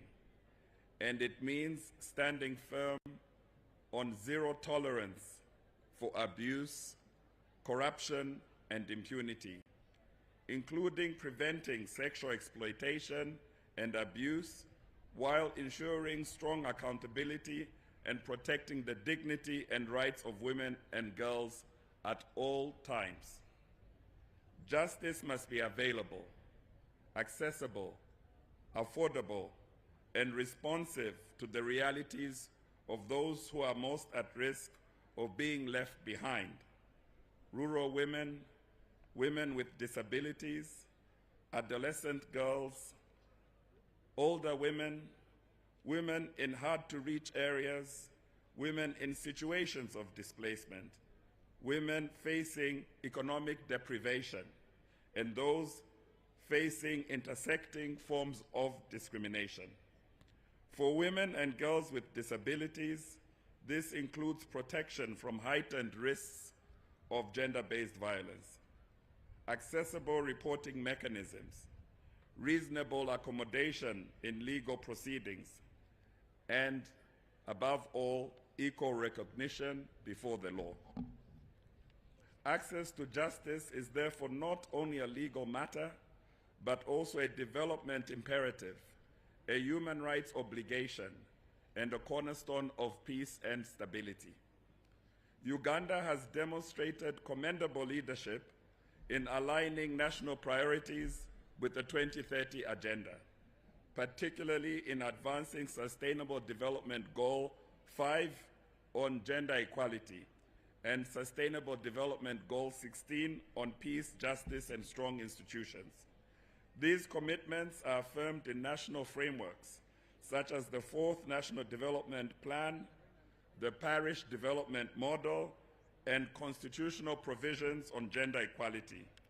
Uganda has also made commendable strides in protecting women's participation in governance through affirmative action policies, reserved seats in parliament and local government, and increased representation of women in public institutions. We particularly commend the judiciary and justice institutions where women now constitute nearly half of the judicial workforce. Their work embodies the commitment to leave no one behind, ensuring that every individual can claim their rights and be heard. While important progress has been made, sustained investment and targeted action remain essential. Priority areas include strengthening gender sensitivity across the justice chain, particularly among the police, prosecutors, and judicial officers. Expanding access to legal aid, with the long-debated legal aid law offering an important opportunity to institutionalize and scale service provision and enhancing alternative dispute resolution services in rural and refugee hosting districts. Continued efforts are also needed to address case backlogs through digital and mobile justice innovations, while ensuring internet connectivity to ease youth. Your Excellency, ladies and gentlemen, the United Nations, together with the government of Uganda and partners such as Austria, the Netherlands, and the European Union, have registered results in advancing Uganda's justice and gender equality agenda through practical programs and strong partnerships. Among the results of these commitments are the following. The special gender-based violence sessions have reduced case backlog, disposing of 4,500 sexual and gender-based violence cases, and increased the conviction rates from 20% to 80%. I repeat, from 20% to 80%. Access to justice has expanded geographically through the creation of 40 high court circuits and the revival of local council courts to complement the formal justice system. In addition, catalytic investments have been made in advancing digital justice innovations, legal empowerment and capacity building for judges, prosecutors, court clerks, police, and probation officers. The Spotlight Initiative, jointly implemented by the United Nations and supported by the European Union and the Netherlands under the auspices of the Ministry of Gender, continues to address violence against women and girls through supporting legal reform, institutional strengthening, and community transformation. Despite our collective efforts, however, too many women and girls still face systematic barriers throughout the justice journey, from reporting violations to securing enforcement of judgments. Harmful social norms, fear of stigma and retaliation, and unfair working conditions and limited legal awareness among communities continue to limit access to justice for many, especially in rural areas and refugee settlements. That is why, as the United Nations, we are proud today to join the government of Uganda in launching the Female Genital Mutilation Strategy, with the shared ambition of making Uganda the first country to reduce FGM cases to 0 by 2030. And the National Action Plan on Gender-Based Violence, which stands as a powerful demonstration of what collective action can achieve when governments, development partners, civil society, and among communities come together with a shared purpose. We must be mindful that justice also begins long before a case reaches a courtroom. True justice begins in our homes, our schools, our workplaces, and our communities. It begins in schools where girls are taught to know their rights, and when boys are raised to respect gender equality. It starts in community equality. It starts in communities where leaders speak out against violence and exclusion. In a nation where young people form the majority, investing in girls' legal literacy, education, economic and job opportunities is one of the most powerful investments that you can make. Uganda can also take this forward as part of its national development strategy. The United Nations country team in Uganda remains steadfast in our commitment to work alongside the government and the people of Uganda. Together with civil society and cultural and religious leaders, development partners, we will continue to support gender-responsive legal reforms, strengthen gender-based violence survivor-centered services, promote women's leadership in peace and governance, and ensure women's rights at work, and advance an inclusive justice system that truly leaves no one behind. On this International Women's Day, let us therefore commit to building together a Uganda where justice is not a privilege, but a guaranteed right for every woman and girl, without discrimination, without delay, and without exception. Happy International Women's Day to all the women and girls of Uganda. I thank you very much for your kind attention. And I thank my colleagues who are up here and the minister who's overseeing that we finish our speeches as quickly as possible. I thank them for their patience and resilience. Thank you. Shows leadership. Thank you very much, Madam Minister. Thank you very much, Country Coordinator UN. We have had a good, long deliberation, and they have recognized the support the Uganda government has given towards women empowerment. We thank you so much. And as you return, I would wish to invite the Minister of Gender, Labor and Social Development to come and make her statement. You can walk majestically, you may wish to dance, you may wish to give her a tune. Please give her a very nice tune. Our own minister has been there, and that is known for her. Please stand up and dance with her as she walks here. I know she knows how to do it in a natural way. And as she comes, I would wish to recognize the presence of the former Deputy Chief Justice, Honorable Kavuma Stephen. Thank you so much for gracing this important occasion.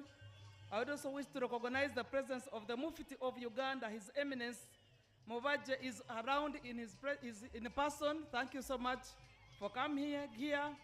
His Eminence Metropolitan Generous Muzei, thank you so much for coming. Dr. Moses Odong, General Overseer, Archbishop of National Fellowship, Born Again Pentecostal Churches, thank you for coming. Honorable Betty Among is dancing majestically. Please give her a big hand of applause. She has led us very well. In this space, she has been there for us. Thank you so much as we dance along.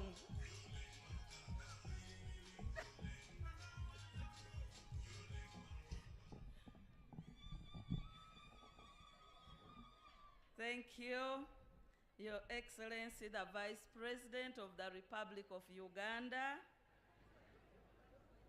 the Lordship, the Chief Justice, the Right Honorable Prime Minister and Deputy Prime Minister, the former Prime Minister, Right Honorable Amama Mbabazi, and the former Deputy Chief Justice, Honorable Ministers, Excellencies, the Ambassadors and High Commissioners, Honorable Members of Parliament, the Chairperson of the National Women Council and the National Women Council Chairpersons from the districts and the cities of Uganda, religious and cultural leaders, distinguished ladies and gentlemen. When I was seated, there was someone seriously reminding the Vice President that if she is not recognized, she might make life very difficult for the Vice President when the Vice President is speaking.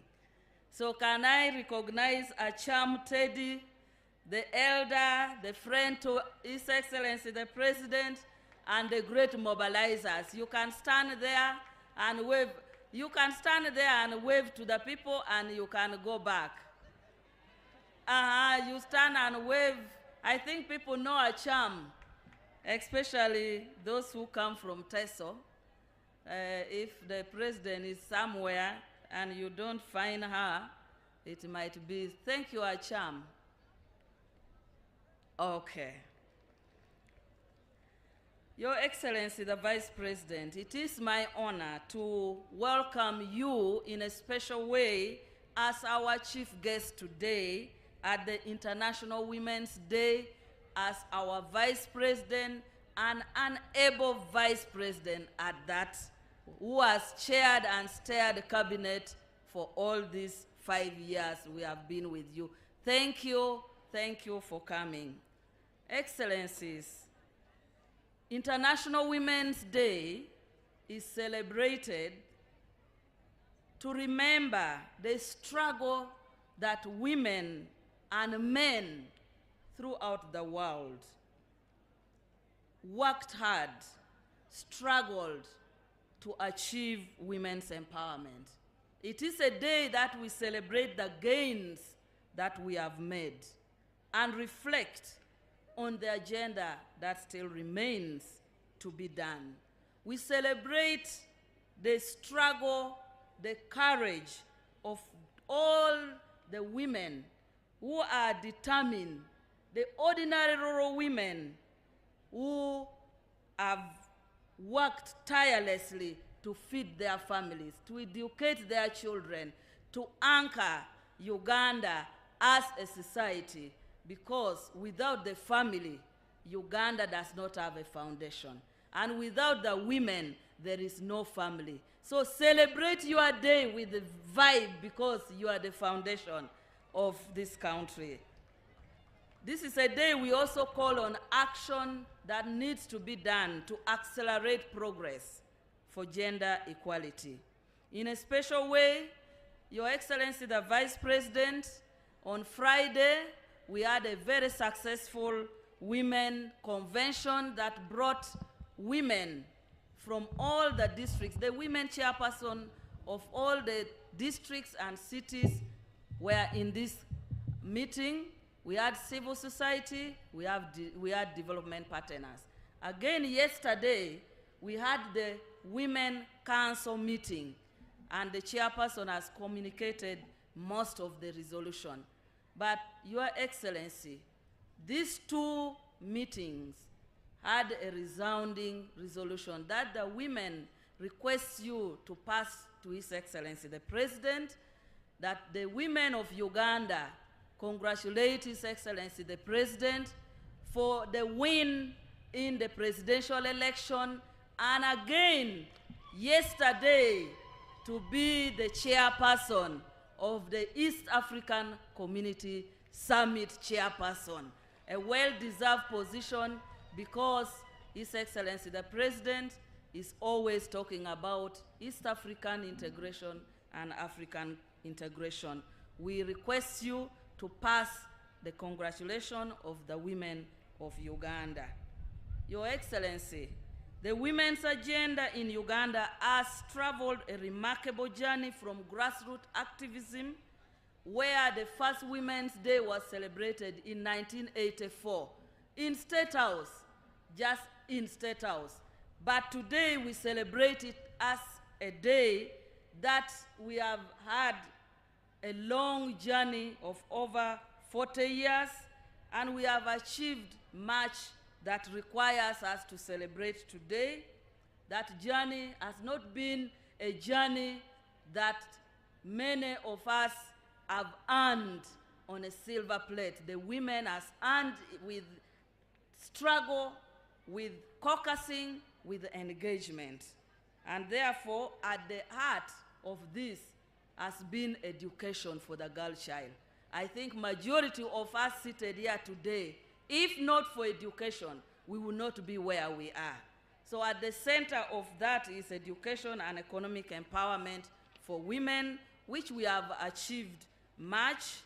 Your Excellency, the Ministry of Gender, Labor and Social Development focuses on key programs that has delivered women and girls to achieve freedom and self-empowerment.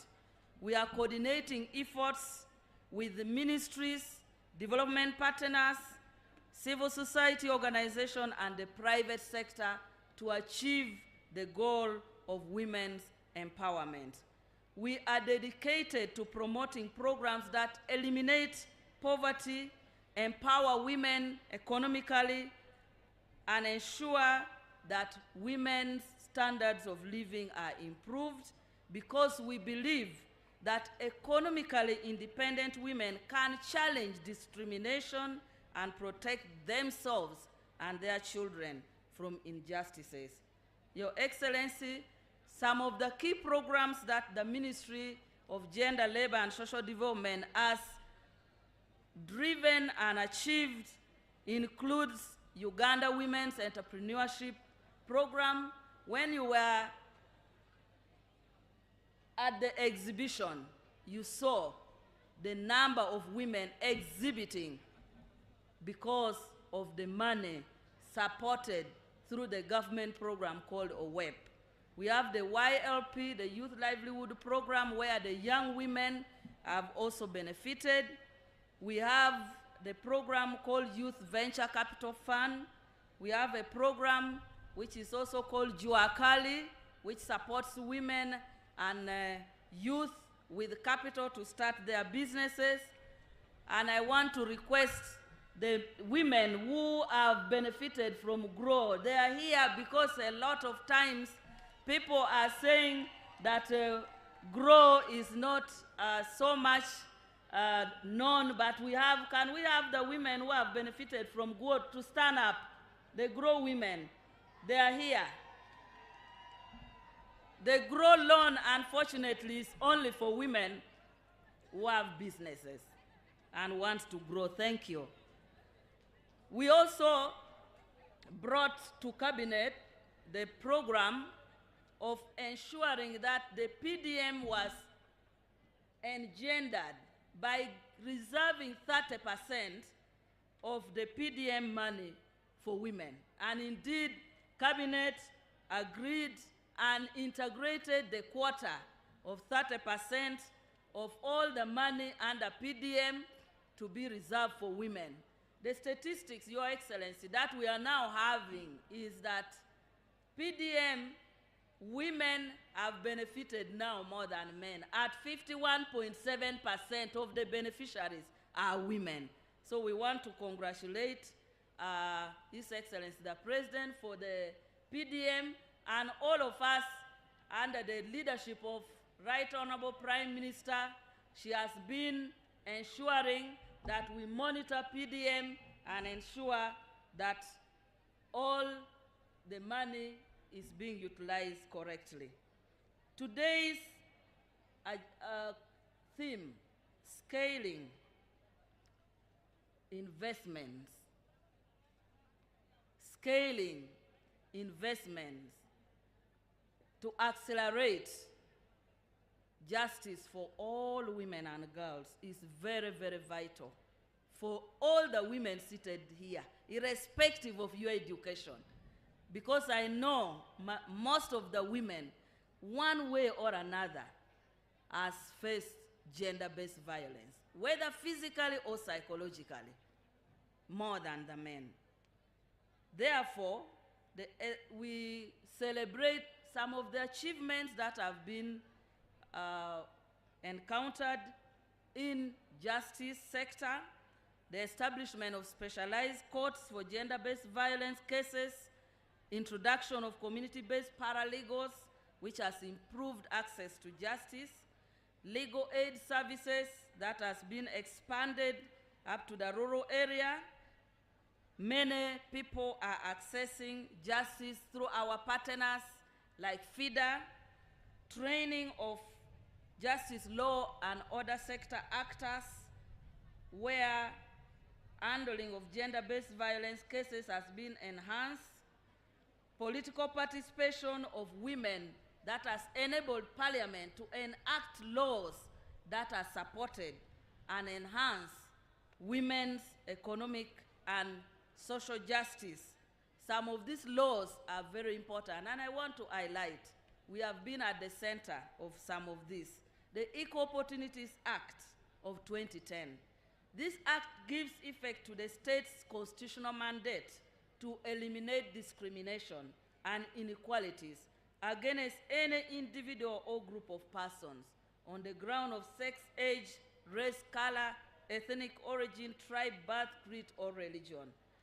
The Equal Opportunities Commission has enabled women to achieve their rights.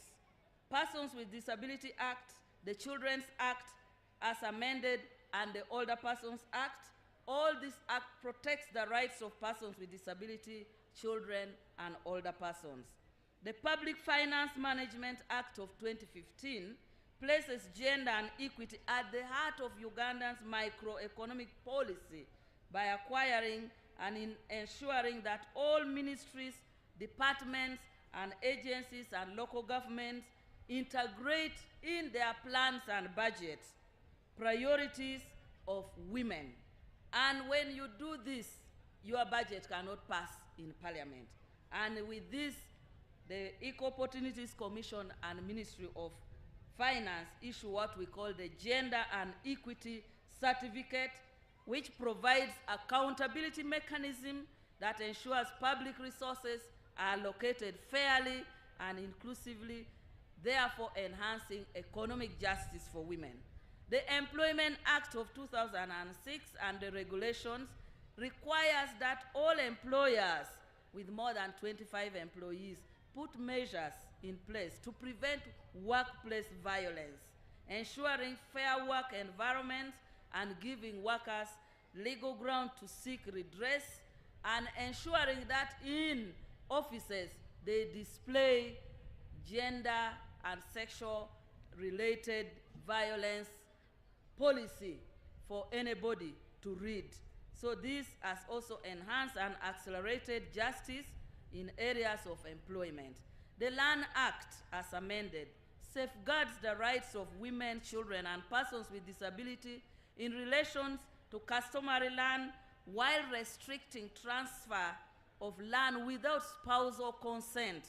So these days, a man cannot go to a bank and borrow money without, if it's matrimonial land or property, without the consent of a woman.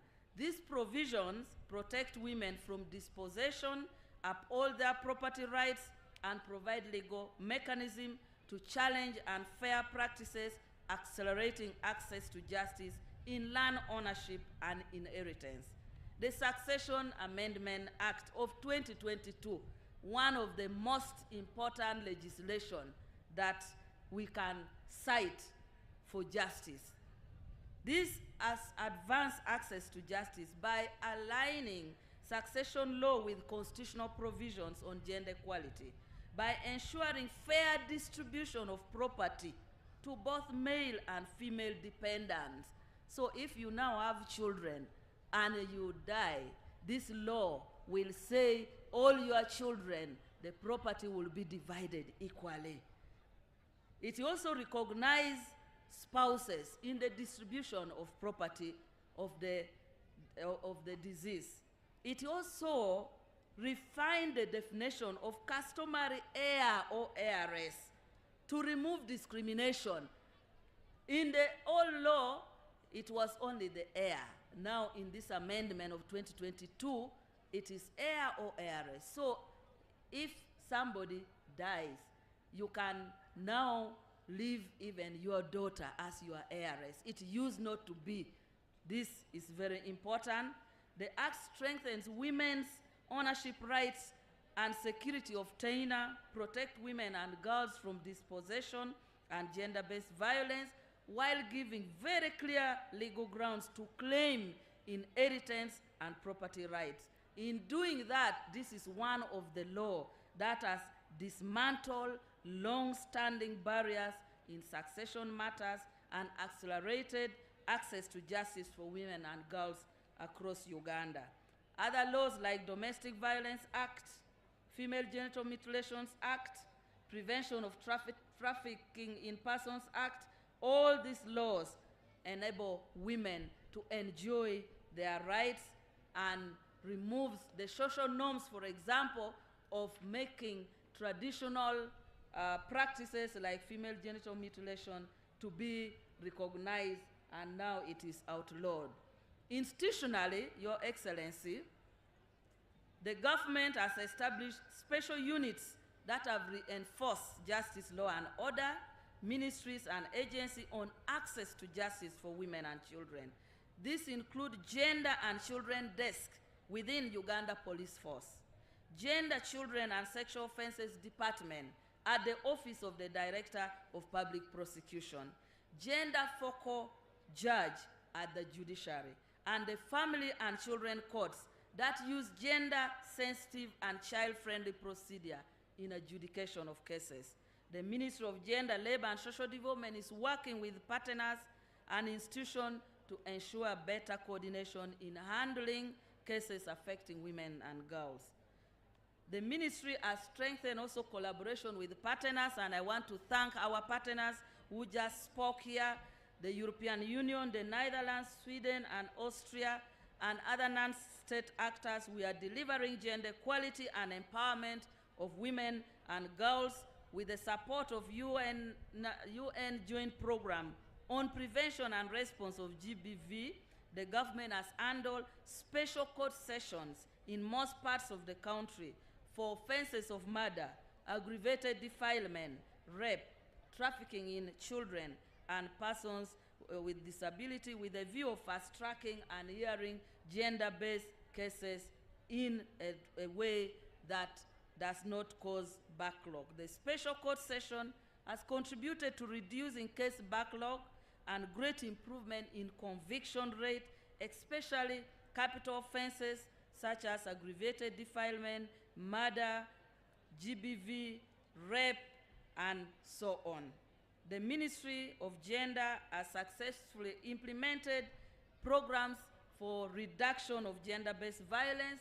We have a program with partners called the Spotlight Initiative, the Gender for Development in Uganda program, and GOU-UNFPA program to end gender-based violence, which has been instrumental in advancing efforts to combat gender-based violence in 51 districts across the country. The ministry and partners have addressed harmful social norms, provided quality services to gender-based violence survivors, safety and protection measures, improved gender-based violence data collection, supported child mothers, second chance education, and here I want to thank the First Lady, who is our chairperson for the Second Chance Education Initiative and post-COVID program for ensuring that those who got pregnant can go back to school. The policy has been implemented, and many girls, some of them have sat exam even when they are pregnant. Some of them, even when they give birth in the middle of examination, they are allowed to go back and sit exam. I think this is a very, very progressive policy. In the judiciary, Your Excellency, the Vice President, we would like you to thank and send our appreciation to His Excellency, the President, for the good track record of appointing women in key positions of leadership, not only in politics, in cabinet, and in permanent secretary job, where in cabinet we are at 44, in permanent secretary I think we are now 48 permanent secretaries, but in the judiciary, women constitute 51% of judicial officers in Uganda. I think this deserves a big hand clap, and I want to thank the incoming Chief Justice that today we celebrate one of the most progressive lady. We have been with her.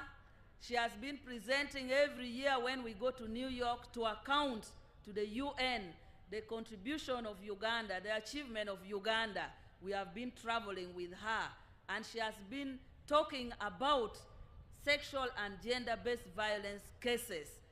She has been a DPP, but today we celebrate Lady Justice Jane Francis Abodo, who has been appointed as the principal judge responsible for supervising all the High Court and Magistrates Court in Uganda. We congratulate you, our sister, and we know you are going to make us proud. Your Excellency, we still have few challenges which today requires us to recommit our energy, to recommit ourselves to addressing. There is high case dismissal of gender-based violence due to several factors, including delayed trials, poor forensic evidence preservation, no witness protection. You know, for women, sexual offenses, people fear to testify in open court. I'm glad that now the witness protection is being piloted. there is delayed prosecution. Many witnesses fail to come to court to be a witness to sexual or defilement cases. Most of defilement cases end up going back to be solved at home in a traditional way, and most of them will say, you married the girl since you have already impregnated her. Those are challenges that are still prevailing, and some of these requires us to do much more. Case management is also undermined by wide capacity gaps within the judiciary and other justice chain institutions like Office of the Director of Prosecution, Uganda Police, the Criminal Investigation Directorate. These institutions are understaffed.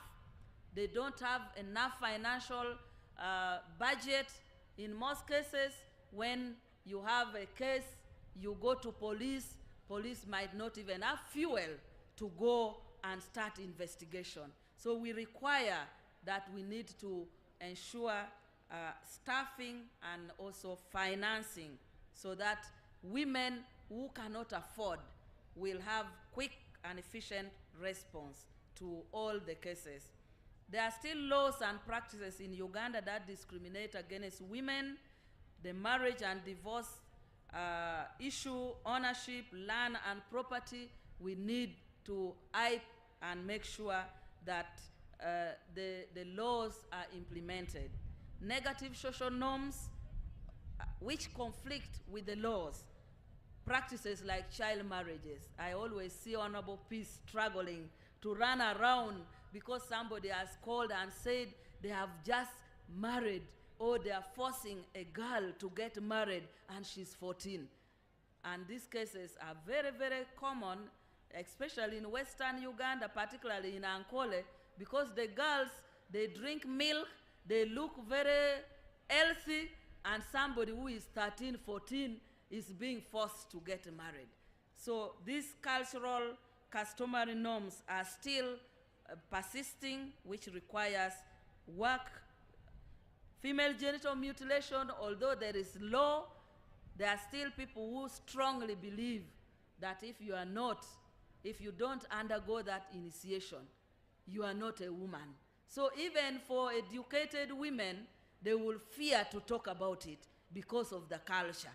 So some of this contradicts statutory law and makes the law be subservient to the inheritance and issues around ensuring that court process, the time frames of processing court issues, the language.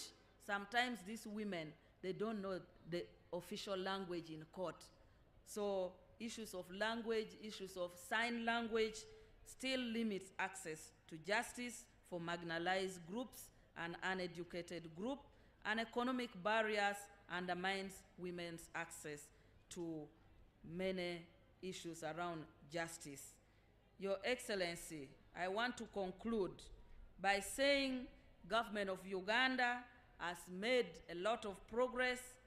We have pending laws that we need to push as women of Uganda: the Sexual Offences Bill, the Marriage Bill, the Witness Protection Bill, and the Legal Aid Bill, which is still pending, but at various stages needs to be fast-tracked.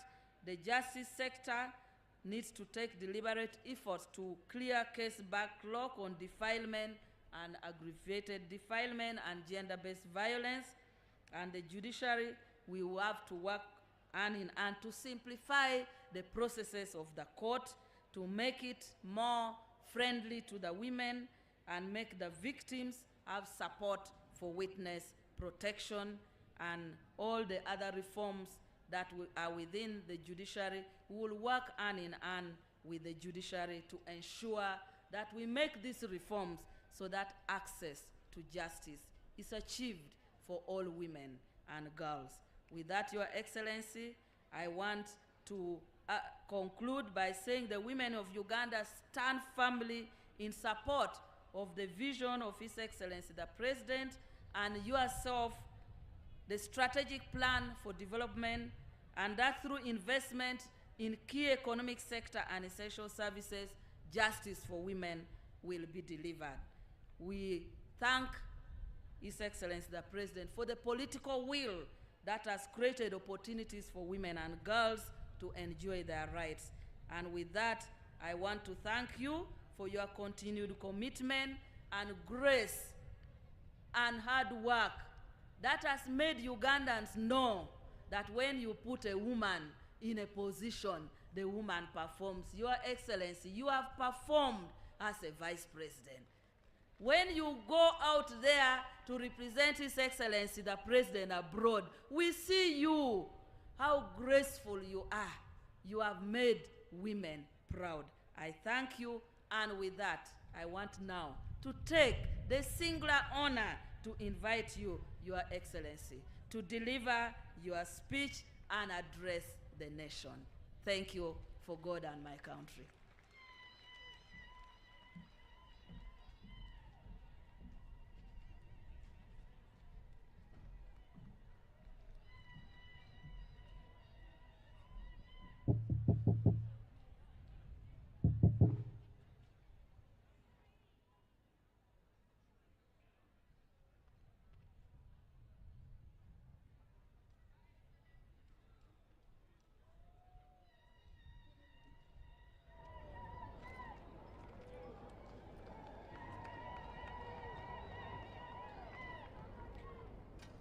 Your Lordship, the Chief Justice, the Right Honorable Prime Minister of Uganda, the Right Honorable Third Deputy Prime Minister, all members of Cabinet present,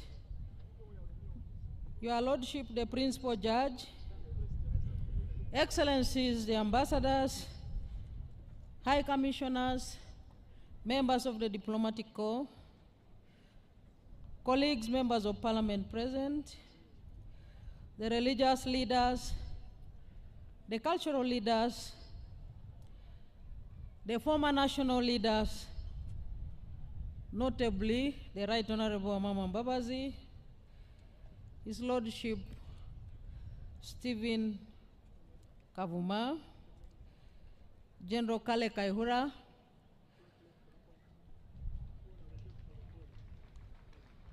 the Head of Service, Madam Lucy Nachobe, and all senior government officials, the Deputy CDF, and all the security chiefs from the UPDF, the police, and the prisons, the chairperson of the National Women Council, and all the leaders of National Women Council at all levels, the UN Resident Coordinator and all your team, all NRM leaders in your respective ranks, members of the media, all invited guests, ladies and gentlemen. I congratulate all the women of Uganda, and indeed all the people of Uganda, on this special day when we are yet again commemorating the International Women's Day. Let us clap for ourselves and let us celebrate our day with confidence, because we have the peace and the tranquility. I thank the Ministry of Gender, Labor and Social Development upon the successful organization of today's commemoration, and I sincerely thank you for the warm welcome you accorded me this morning when I arrived here.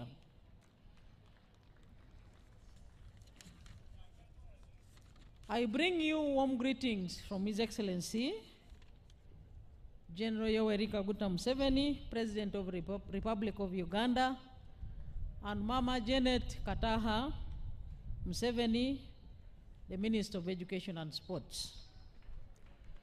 They all wish us very well in this celebration. They may not be with us physically, but they are with us in spirit, and they asked me to convey their warm regards to all of you, and indeed to all the people of Uganda. Let me also join the leaders that I have requested and thanked the people of Uganda for the overwhelming victory and support which you extended to His Excellency President Yoweri Kaguta Museveni and the NRM in the just recently concluded national elections. We thank you very much as elected leaders for exercising your mandate and electing all the leaders at all levels to serve you. We are sincerely very thankful to all of you. Ladies and gentlemen, as you may have already learned through the media and other government communication channels, His Excellency the President is in Arusha, Tanzania, where he was elected the chair of the East African Community. Join me in congratulating His Excellency the President upon assuming the chairship of the East African Community. Against that background, therefore, he delegated me to come here to deliver to you his message and indeed to all the people of Uganda. And before I deliver to you his message, let me also assure all of you, including Hajat Farida, the Chairperson Women Council, the UN Resident Commissioner and your team, the Minister of Gender, that all the messages you have expressed here, which are directly meant to be conveyed to His Excellency the President, will be integrated into a report and will be relayed to the highest destination, and that is to His Excellency the President's office.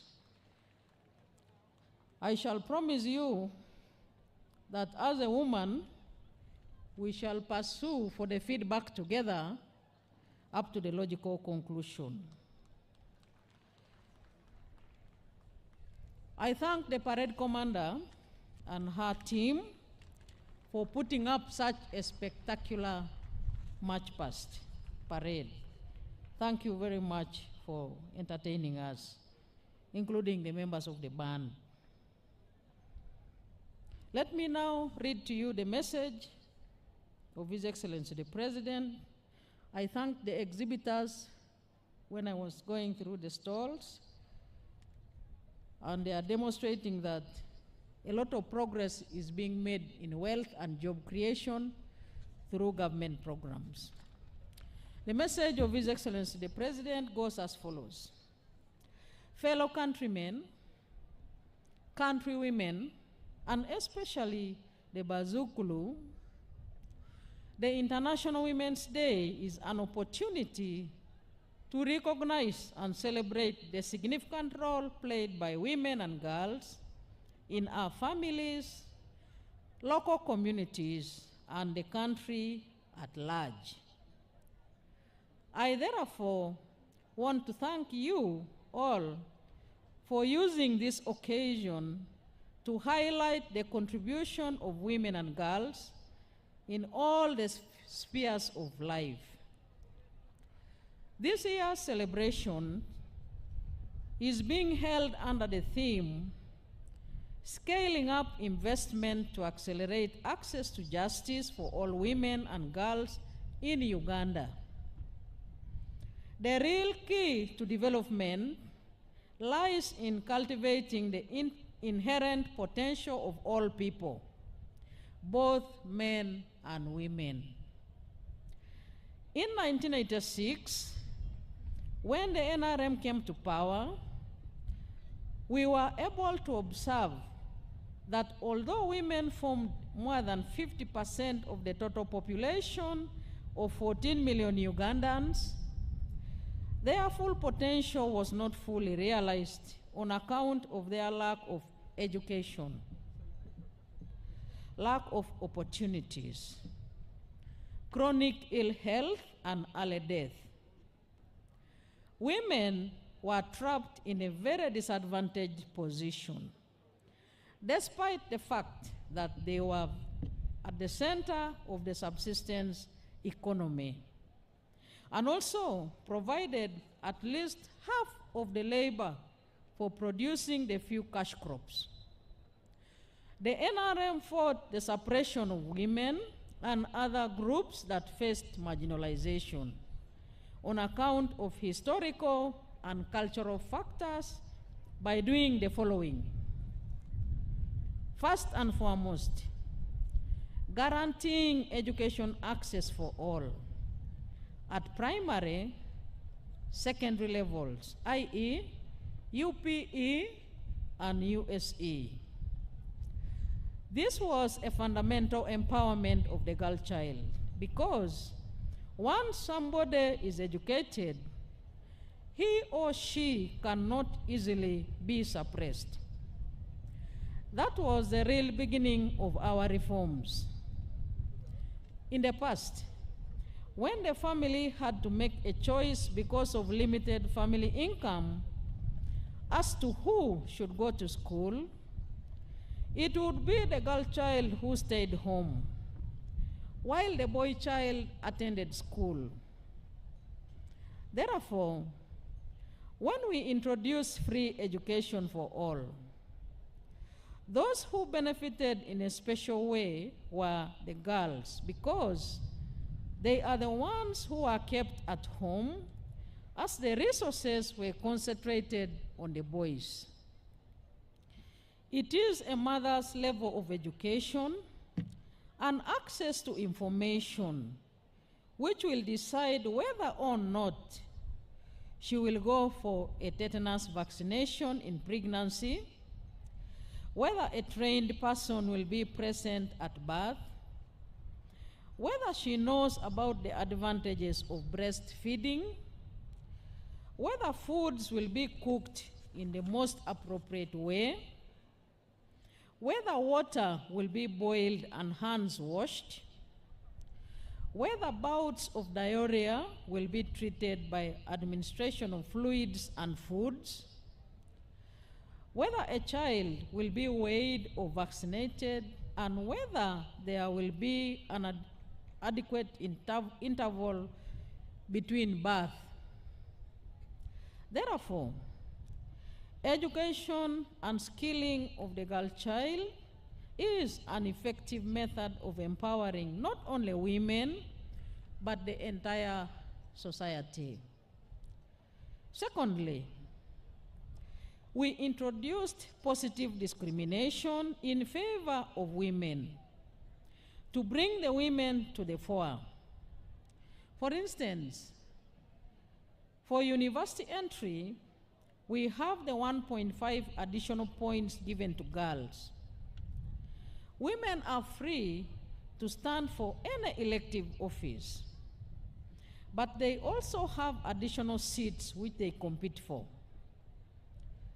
That way, we have been able to increase their numbers in public office, and women have proved to be better leaders and managers than men.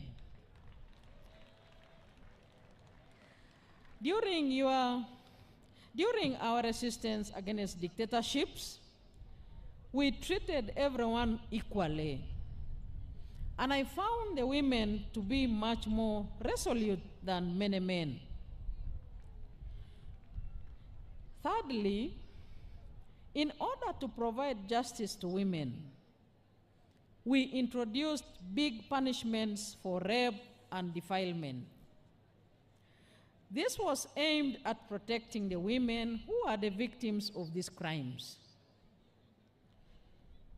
And last but not least, we have also fought against inhuman cultural practices that undermine the dignity of women, such as female genital mutilation, early marriages, wife inheritance, wife beating, etc. The above measures have been buttressed by the NRM's poverty eradication programs, which are aimed at creating wealth and jobs at the household level. When the families get out of poverty through commercial farming, manufacturing, services, and ICT, it is easier to address the remaining challenges faced by women. When families become wealthy, they are able to educate all their children. Therefore, families getting out of poverty is a good base for solving many problems. The NRM government has put in place the necessary socio-economic infrastructure to guarantee the profitability of the business enterprises, i.e., enough electricity, good roads, schools, hospitals, peace and security, etc. However, infrastructural development alone is not enough, though it must come first. Development is a collective good for everyone, but wealth and jobs belong to individuals, families, groups, or companies. We should not have spectators in the drive towards increasing household incomes. Finally, I wish you all happy celebrations of International Women's Day 2026. I thank you all. That is a message of His Excellency the President. Thank you for your kind attention.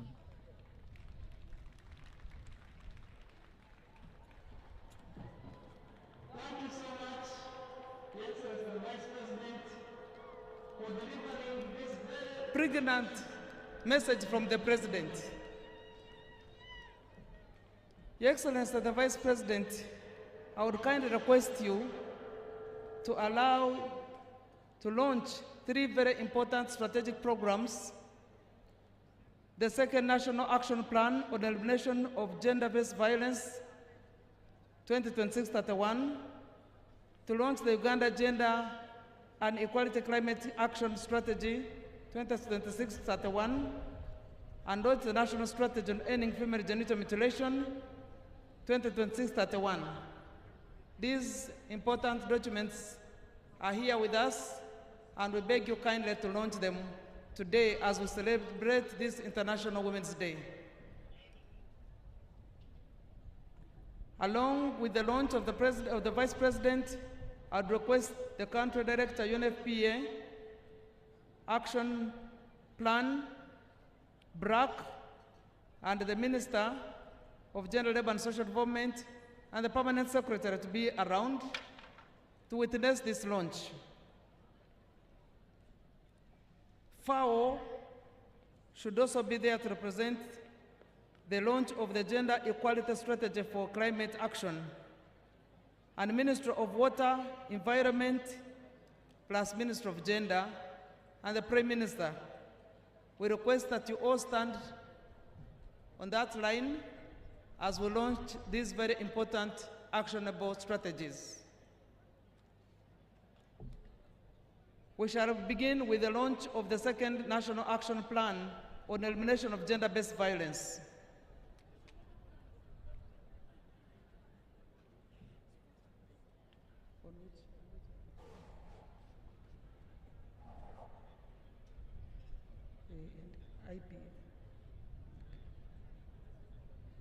The representative from IPA should also be preparing himself when we go to launch the End of Female Genital Mutilation Action Plan.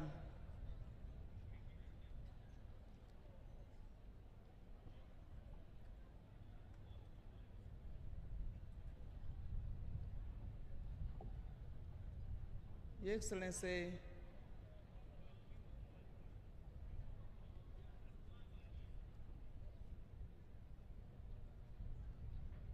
these documents are ready. Your Excellency, we request you to kindly launch the second National Action Plan on Elimination of Gender-Based Violence, 2026-2031. The signature is being apprehended. Ladies, please put your hands together and thank the Vice President for launching this very important National Action Plan to eliminate gender-based violence in Uganda. Thank you very much. The Vice President has already apprehended her signature. I can see the Minister of Gender, Labour and Social Development apprehend her signature. I can also see the country representative UNFPA doing that. I have now seen our own Majegere signing to launch the National Action Plan to end gender-based violence. May I now request that you present Uganda Gender and Equal Climate Strategy Action Plan for signing. I can see the Vice President has apprehended her signature on the Gender Equal Climate Action Strategy. Please thank her for that. FAO, please apprehend your signature.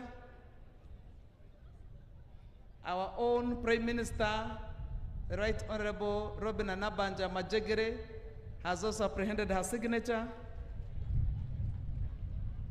The Permanent Secretary, Minister of Water and Environment, please apprehend your signature as well. We now wish to present the National Strategy on Ending Female Genital Mutilation 2026-2031 for your signature or launch. Your Excellency,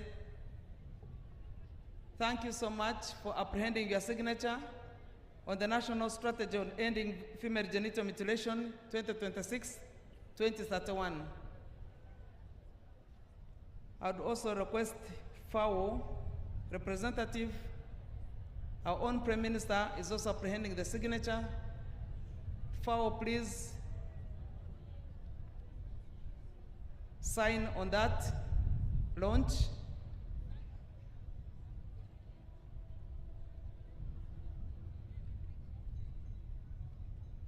Now, UNFPA will all join you in signing on the launch of those very three important strategies, all geared towards ending violence against women and girls. And they are present here to take a picture, a memorable picture for the launch of these very important strategies. Congratulations, our development partners, for putting heads together to come up with that action plan. And I also want to thank the responsible ministries for accepting and putting them into the National Action Plan, in the 4th National Action Plan. We thank you so much for that. As we come towards the end of this celebration, there were entertainment groups, 2 entertainment groups. I want to request the 2 of them to come here quickly. Quickly, those 2 entertainment groups should make their way here. Don't think we had forgotten about you. Please come, make your way here, and we'll conclude our celebrations with a dance to really indicate that we are celebrating. There is a lost and found item here. Owoya Sejire Paul, you lost your driving license. It is here, please, wherever you are, come and find your driving license. I'll give it to my sister, Alice Mwanguzi. There is an important activity that we have not done yet that we must do right now. Entertainment groups, make your way near here as we award the medals. I wish to request the Master of Medals ceremony, please kindly come, make your way so that we award the medals to our distinguished people who have been very excellent in supporting gender equality and women's empowerment. I would request this group to stand just behind here shortly. We shall be inviting you as soon as we complete this final activity. just down the platform there. The young ladies, just keep just down there. Wait a minute, we shall invite you. Now, right here, the ceremony, the Master of Ceremonies for the awards and medals is coming here to recognize eminent persons who have supported the gender equality movement to where it is right now. May you kindly join us and take the platform.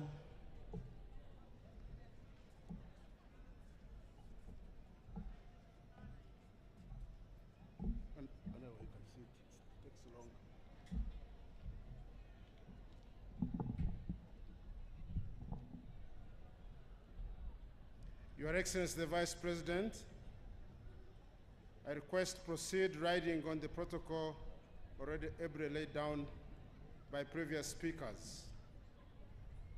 I am Brigadier General Richard Karemire, the Master of Ceremony of the Chancery.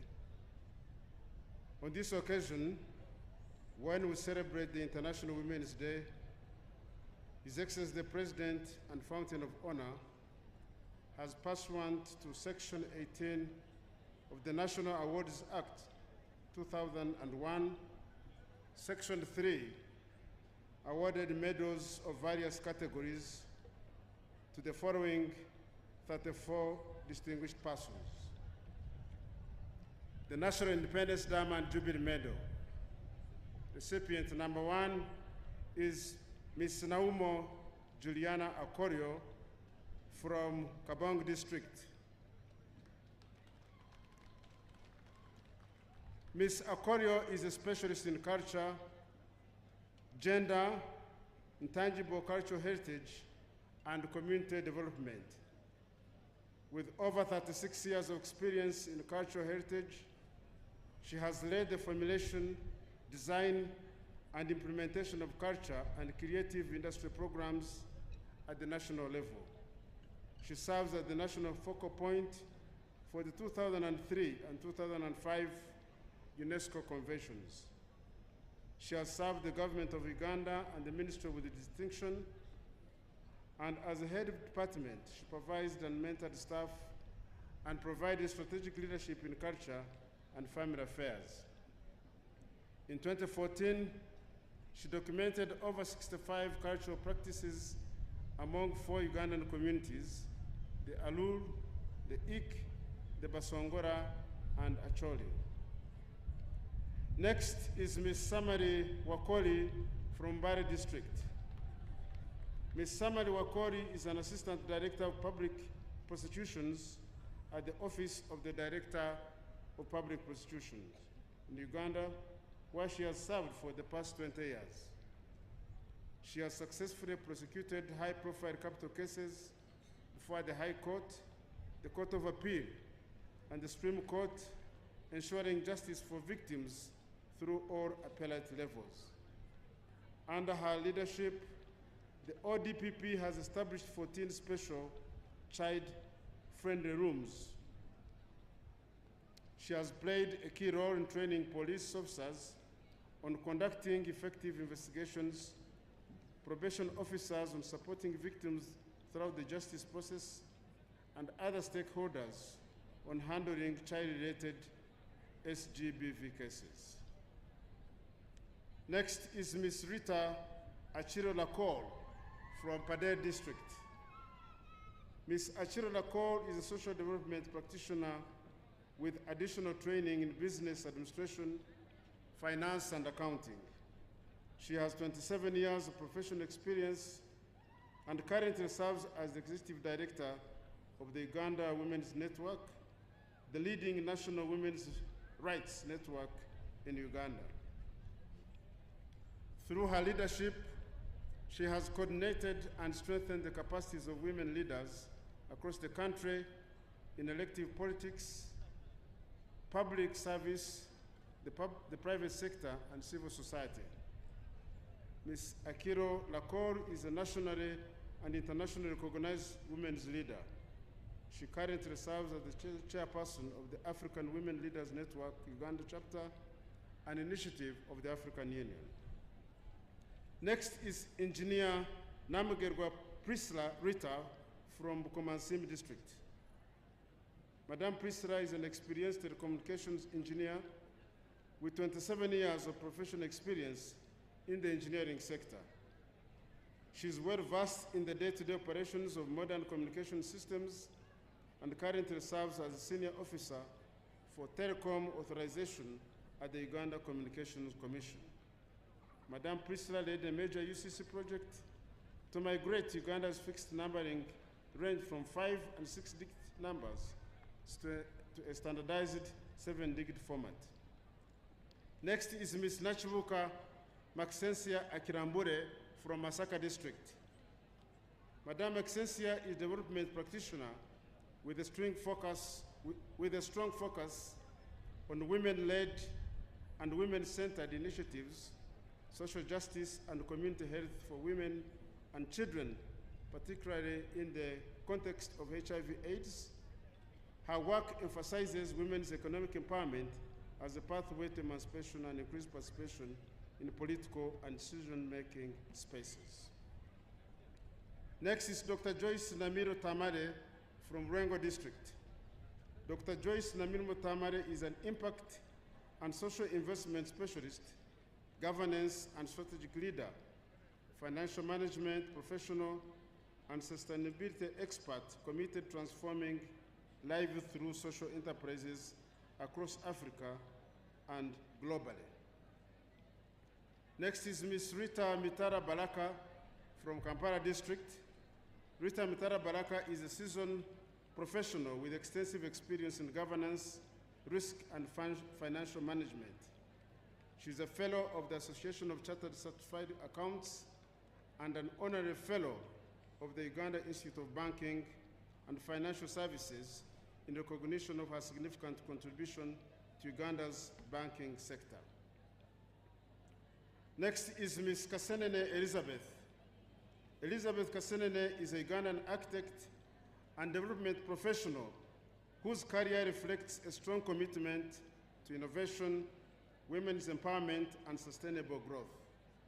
In 2025, Elizabeth received the African Union Award at Africa Realization Week in recognition of her innovation in women-led industrialization, particularly for pioneering the first women-led industrial park model.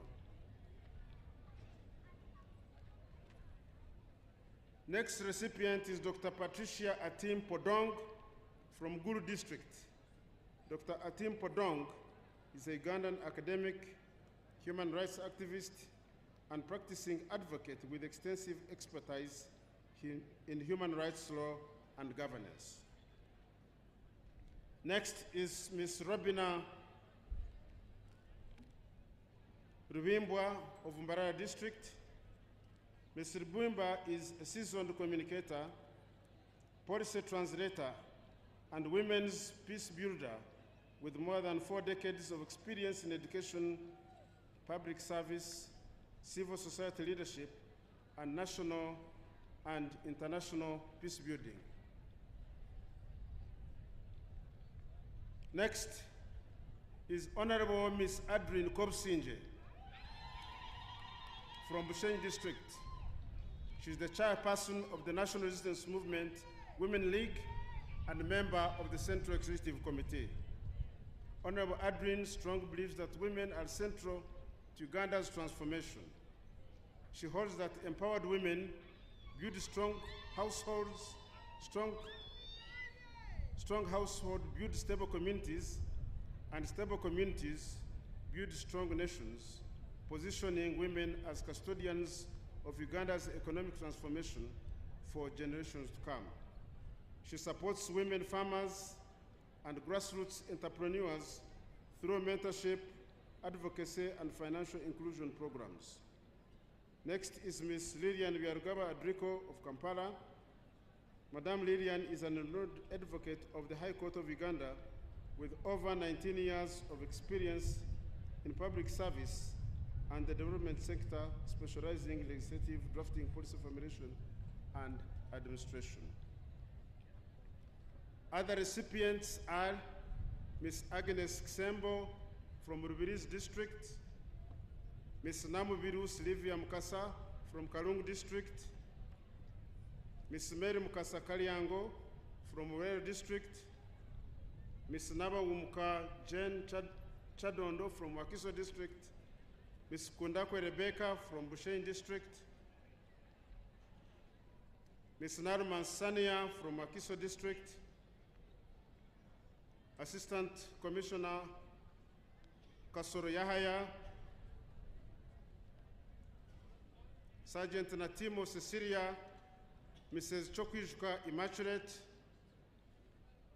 Mr. Richard Agaba, Assistant Commissioner of Prisons, Mugisha Edgar, Ms. Otira Stella Atiano, Ms. Daphne Mindra, a Chief Wardress, Grade 1, Ms. Akero Florence, a Chief Wardress, Grade 1, Ms. Apollote Evelyn Susan, Ms. Jen Mugenyi, Ms. Amoit Zipola, Resistance Officer Major Lilian Mwine, Lieutenant Robin Kabisa Yondro, Resistance Officer Lieutenant Akor Evelyn, Army Staff Sergeant Charsima Ustina, Ms. Rebecca Florence Nalbega, and that comes the end of the list of the recipients. We wish to thank the Office of the Presidency, the Presidential Awards Committee, and the team at the Chancellery for organizing this ceremony. I submit.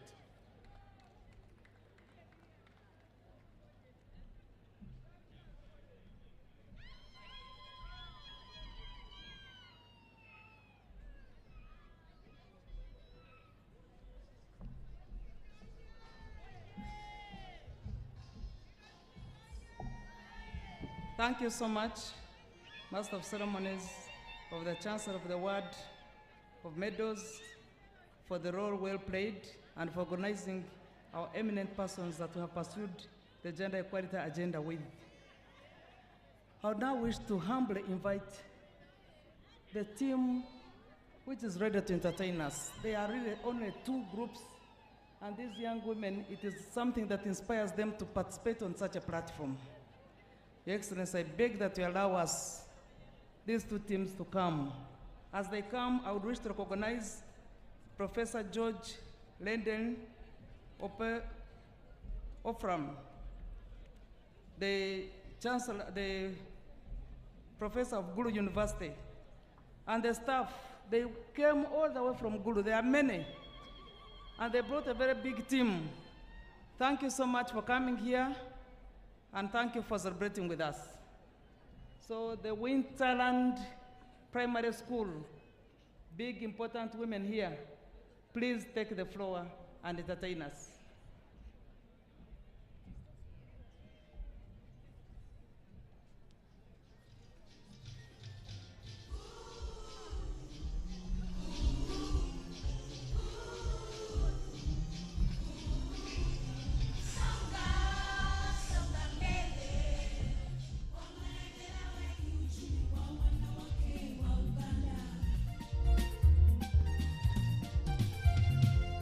Mchana wali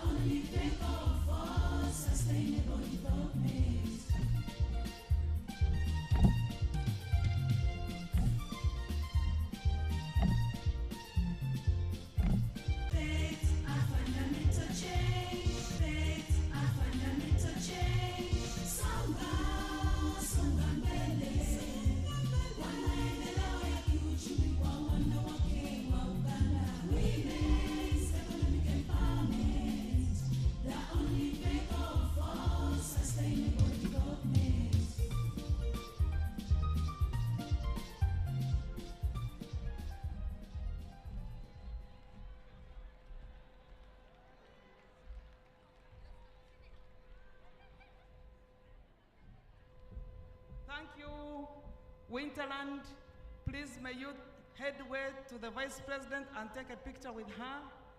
As King David, little boys and girls come over here, please run quickly in a clear line. Move down to the Vice President. She has requested, she has asked you to go and take a picture with her. Quickly, quickly, quickly. King David, in only 2 minutes, make your point. These little children have a poem. I've been corrupted to accept them because previously I didn't have them on program. But I don't want to fight with God because the voice of these little children should be my voice. So I have had to accept them to say something. They say they have 2 minutes poem and strictly stick to your time.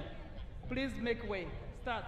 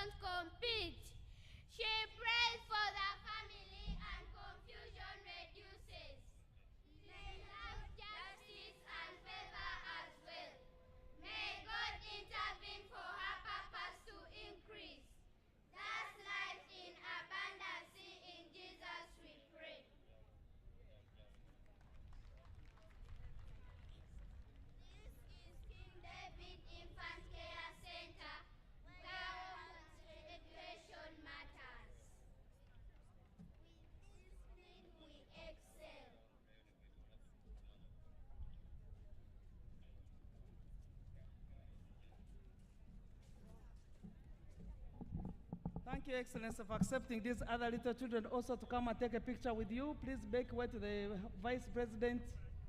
Make way to Her Excellency, the Vice President, and take a picture with her. King School, thank you so much. There is a group of ladies from Banda, where the overwhelmingly won support for the President. Banda B1, actual quarters.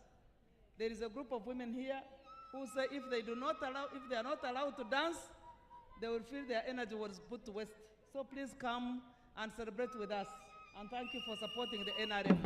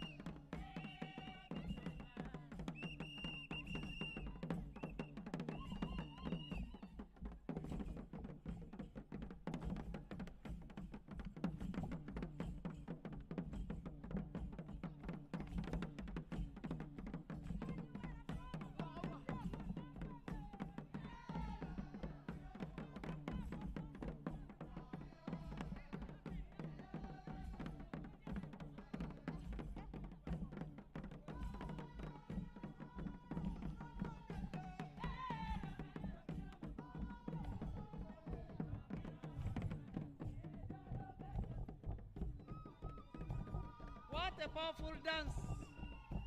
Woo! Look at these energies. I want to request you to make way and take a picture with the Vice President. As you dance, move towards the Vice President and take a picture with her. Please. It's only the drum that will remain here. The other ones, please go take a picture with the Vice President and we conclude this session. Ladies, we are so grateful for the energies you have exhibited. Thank you very much. Thank you for energizing us. This second one, dance as you leave, as you go to meet the Vice President and take a picture with her. Please, the leader take lead the ladies.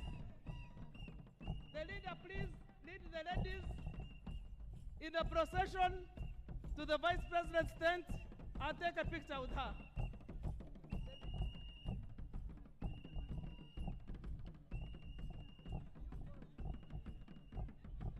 The leader, please, lead the ladies to the Vice President.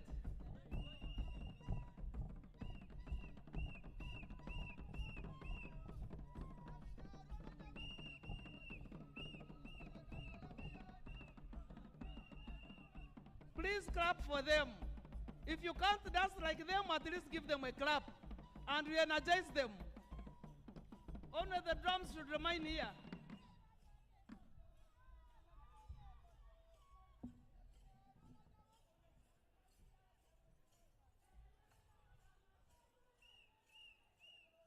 And thank you for looking very smart. That's what defines an African woman.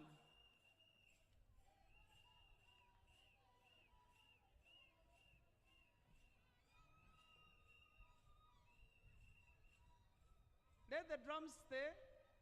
You go and take a picture with Her Excellency the Vice President. Leave the sticks of the drum, go and take a picture with the Vice President of this country. And we move towards the end of our ceremony. As we come to the end of the ceremony, we are now posing for a picture with our Acholi group in Banda.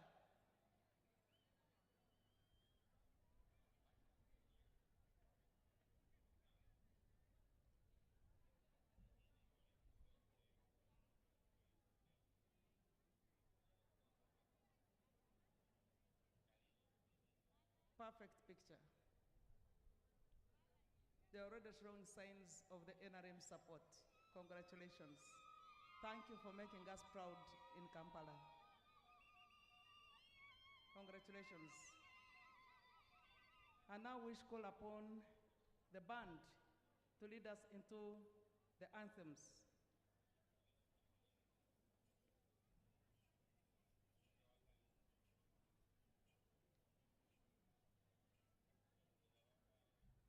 The band, please.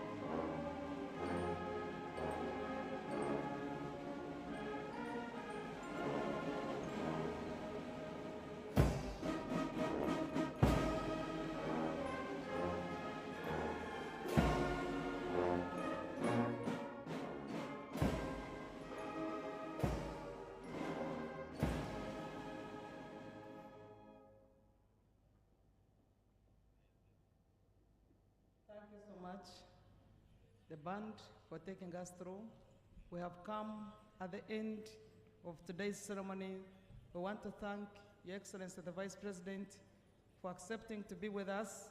We are going to depart in the reverse order, beginning with the Vice President of the Republic of Uganda. But we want to thank her so much for being there for us. And as we bring all legislations forward about women, she's been very, very supportive, both in cabinet, in parliament, and at all our ceremonies, she has never missed. We want to thank her so much. To all of you who have attended this very important occasion, we can't thank you enough. Specifically more to men. Sometimes we come and speak to ourselves, but we want to thank men who have come today to grace this occasion of the International Women's Day. For Women Council, thank you so much, Women Council members, for being here for us and for appreciating this day. You have been celebrating all these days with us, and we know that you are going to mobilize the district's Women's Day celebrations right after here. We wish you success. Thank you.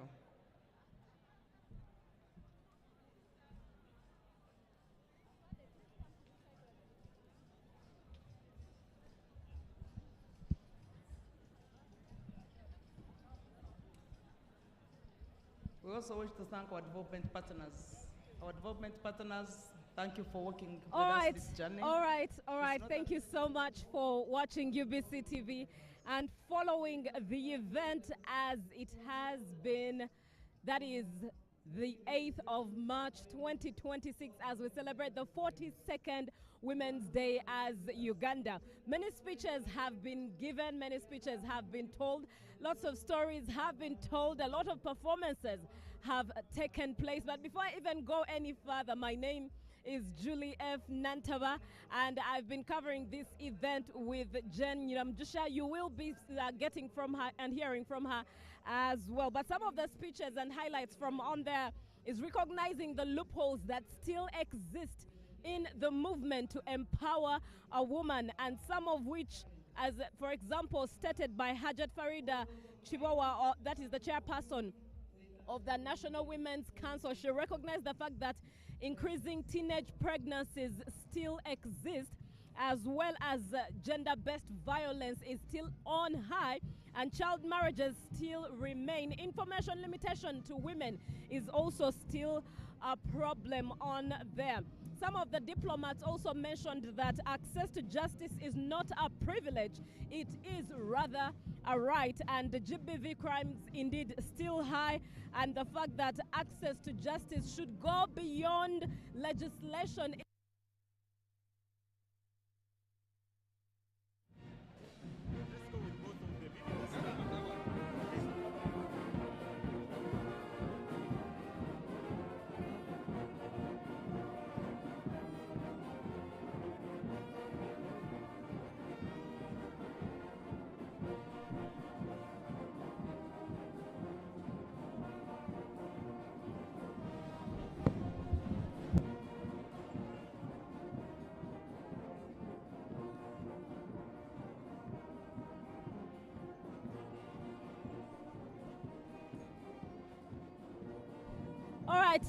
All right. Thank you so much for choosing UBC TV. Just highlighting some of the loopholes that have been indeed recognized in this fight against, in this fight to empower a woman. Now, joining me is a lady whose brand we all know as Grow. In fact, to many, she is called Grow, and her real name is not even known. Can you imagine? But at least she's here to speak with us and to give us more information on how the Grow project has thus far fared, how women have been empowered, and of course the downsides to it that we look forward to improving as the Grow project continues to empower a woman. It's such an honor to have you this afternoon. Thank you very much. It's a pleasure to be on UBC TV. Yes, please introduce yourself to the viewer and what you do and why we call you Grow.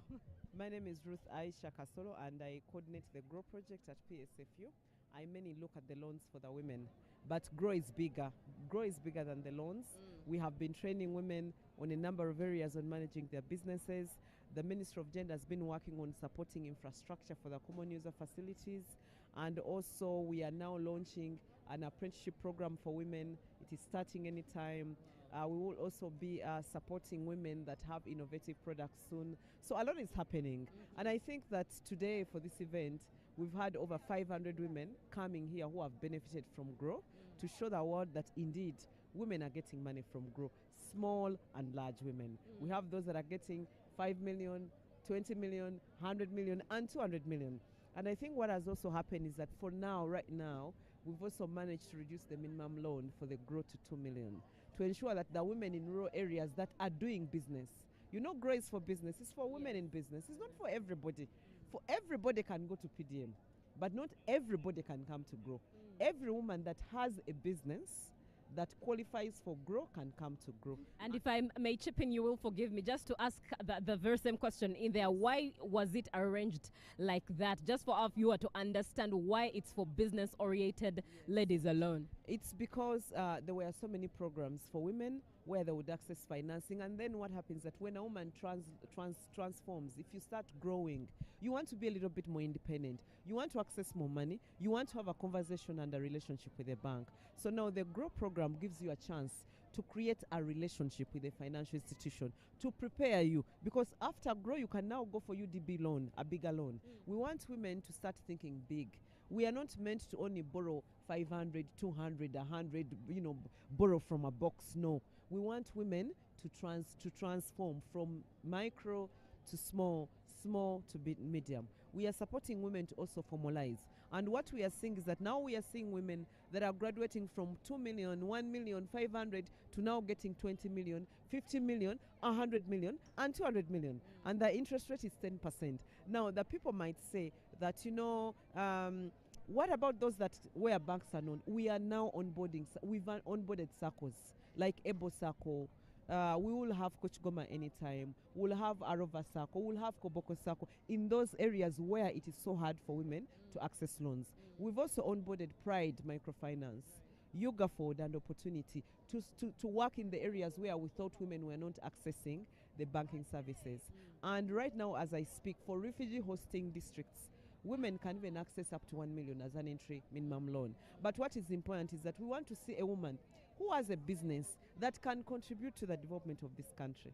Yes. That's very profound, and such a profound, detailed, well, it's a brief, but it rather has a lot of rich detail in there that Ruth Aisha Kasolo has explained and expressed in accessing GROW. Now, as your final remark on this day, what advice would you have for any working, or rather business lady out there who did not know first and foremost about GROW, but also how best she can access this and get onto the statistics of women who have already benefited from this project?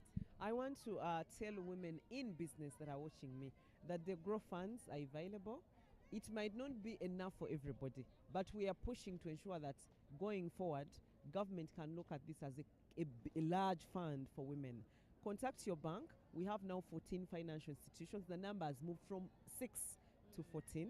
You can go there and contact them and then get the support. But also look for other services. GROW is not only about loans. If you don't get a loan, get training. If you can't get training, get support to register your business. If you can't get support to register your business, get apprenticeship. So you realize that there is so much. GROW is so much more than loans. We want to see a woman who is growing holistically. That's very profound. Thank you very much, ma'am, for your time. And a happy Women's Day to you. That is Ruth Aisha Kasolo, and she indeed is the national mobilizer and coordinator of the GROW project. She's been speaking with us regarding that very project, which has blessed many women immensely. Many were wondering why just a few, but indeed she has explained the detail of that. Now, Women's Day celebrations today at Kololo have not only been filled with just women activities, but rather there are many males that have participated in this event. Something is dropping in my eye, but allow me also invite my guest here, right here. His name is Mohammed Job, and if you watched the part of the parade and the officers marching, you must have seen someone swing a mace in style, something that caught many of those who viewed their eyes, and we want to just hear from him. And of course, the fact that he's at an event that is meant to be for women, but then we have to get that detail from him. Good afternoon, Sebo. Good afternoon, madam. How are you? I'm all right. Once again, please introduce yourself. I am called Lance Koporo Mohamed Job from UPDF band. All right, so why you're here is because you caught our eye with the mace and how you were swinging it. First, let me just ask about the training. How long did it take you to swing this thing? I think I started training it since when I was like in P6, P7. So after joining army, I started practicing it. That's where I am now. As you were swinging it, one of the questions that was going through my mind and just cascading down my brain was, wasn't there a woman who could swing it? They are there, but they are still practicing. And I think next parade, Women's Day, they'll be showcasing. Yeah, so I'm making them practice. So you're mentoring others? Yes. How does it feel for you to be part of a Women's Day celebration and for you to have been part of a whole parade filled with women and perhaps the only man or one of the few men that were on that parade? I feel okay because I'm nurturing them, so I'm mentoring them. And boys, I promised my daughter that today, because today is her birthday, so I told her that today I will make it for you. So she's called Abinaduri. Happy birthday. I know she's seeing me. So I promised her that today I will make it for you. Indeed, happy birthday to Job's daughter. So as a man, as a gentleman who's been part of this celebration, but at the same time you also work with women, what does this day mean to you? Okay, I feel better. That's what I can say. Working with them, that's it. Today, what's one of the things you've learned about empowering a woman? Okay, what I can say is that working with them is a very good thing. There is the way how they make us feel better when we are with them. Yeah. And on this very day, being that it's your daughter's birthday, how do you pledge to empower her? I pledge to educate her more. Lovely. It's a pleasure talking to you, and I look forward to the next year's event, Women's Day. It will be a Monday, I believe. I look forward to a woman that you'll have trained to swing this mess. She'll be there. Exactly, she'll be there. Very well, thank you. For her. All right, thank you very much, Afande. It's been a pleasure speaking with you. You are watching UBC TV, concluding the 2026 celebrations of Women's Day here at Kololo, where the venue has been. My name is Julie F. Nantaba with Jen Nyiromjisha. Jen, what has the day been like for you? The day has really been a beautiful one for me. I actually couldn't forget to talk about the band. Yes. Yeah, I just loved everything about the band. I loved everything about the women in uniform, and it was really so amazing. And of course, what was so amazing about it is that these women are young. Yes. Very, very young. I just loved watching them. I just loved seeing them, and oh my God, they just inspired me. I know them. They were so young, by the way. What Jen is talking about, the fact that these ladies were young is a highlight. Such a highlight. Yes, so, but at the end of the day, as we get back to our homes, our offices, and wherever we've come from, the message is one. Let us all advocate for acceleration, access to justice for women and girls in the country, Uganda. Let us advocate for them. Let us give them equal opportunities. You're a boss in office, you're an MOP, you're a judge, you are somewhere as a leader. Let us give women equal opportunities. Let us give girls opportunities. Let them express themselves in different fields wherever they are. And of course, I was happy that the function was presided over by the Vice President of Uganda, who is also a woman, just like me and you, Julie. So yeah, it was really an amazing function. And of course, we thank you all for watching UBC and for being part of us from the start of the show to the end. Thank you so much. That's very true. And I love what, Jen, you have said. Given that the theme this year has been scaling up investment for women to make justice accessible to women and girls more easily for the women and girls of Uganda. I think that's a highlight. That means as you're scaling up investment, not only could it be financial or might it be financial, but at whatever level you're at as an employer, how are you scaling up that investment? How are you employing more able-bodied women? How are you being fair in your salaries as you pay your employees? How are you being fair at that? These are all the details that we'll look at when it comes to scaling up investment in making sure that women and girls access justice as they are supposed to. I think we bring it to the end for now. It has been such a pleasure serving you and making sure that this event comes at the comfort of your living room, your office, wherever you're at. By the way, we've also been online, and in case you've missed the event, at least you can go to the UBC channel on YouTube and watch the whole event as it has transpired. For now, from the both of us to you, Uganda, stay inspired, stay blessed, be good, and it all remains for God and our country.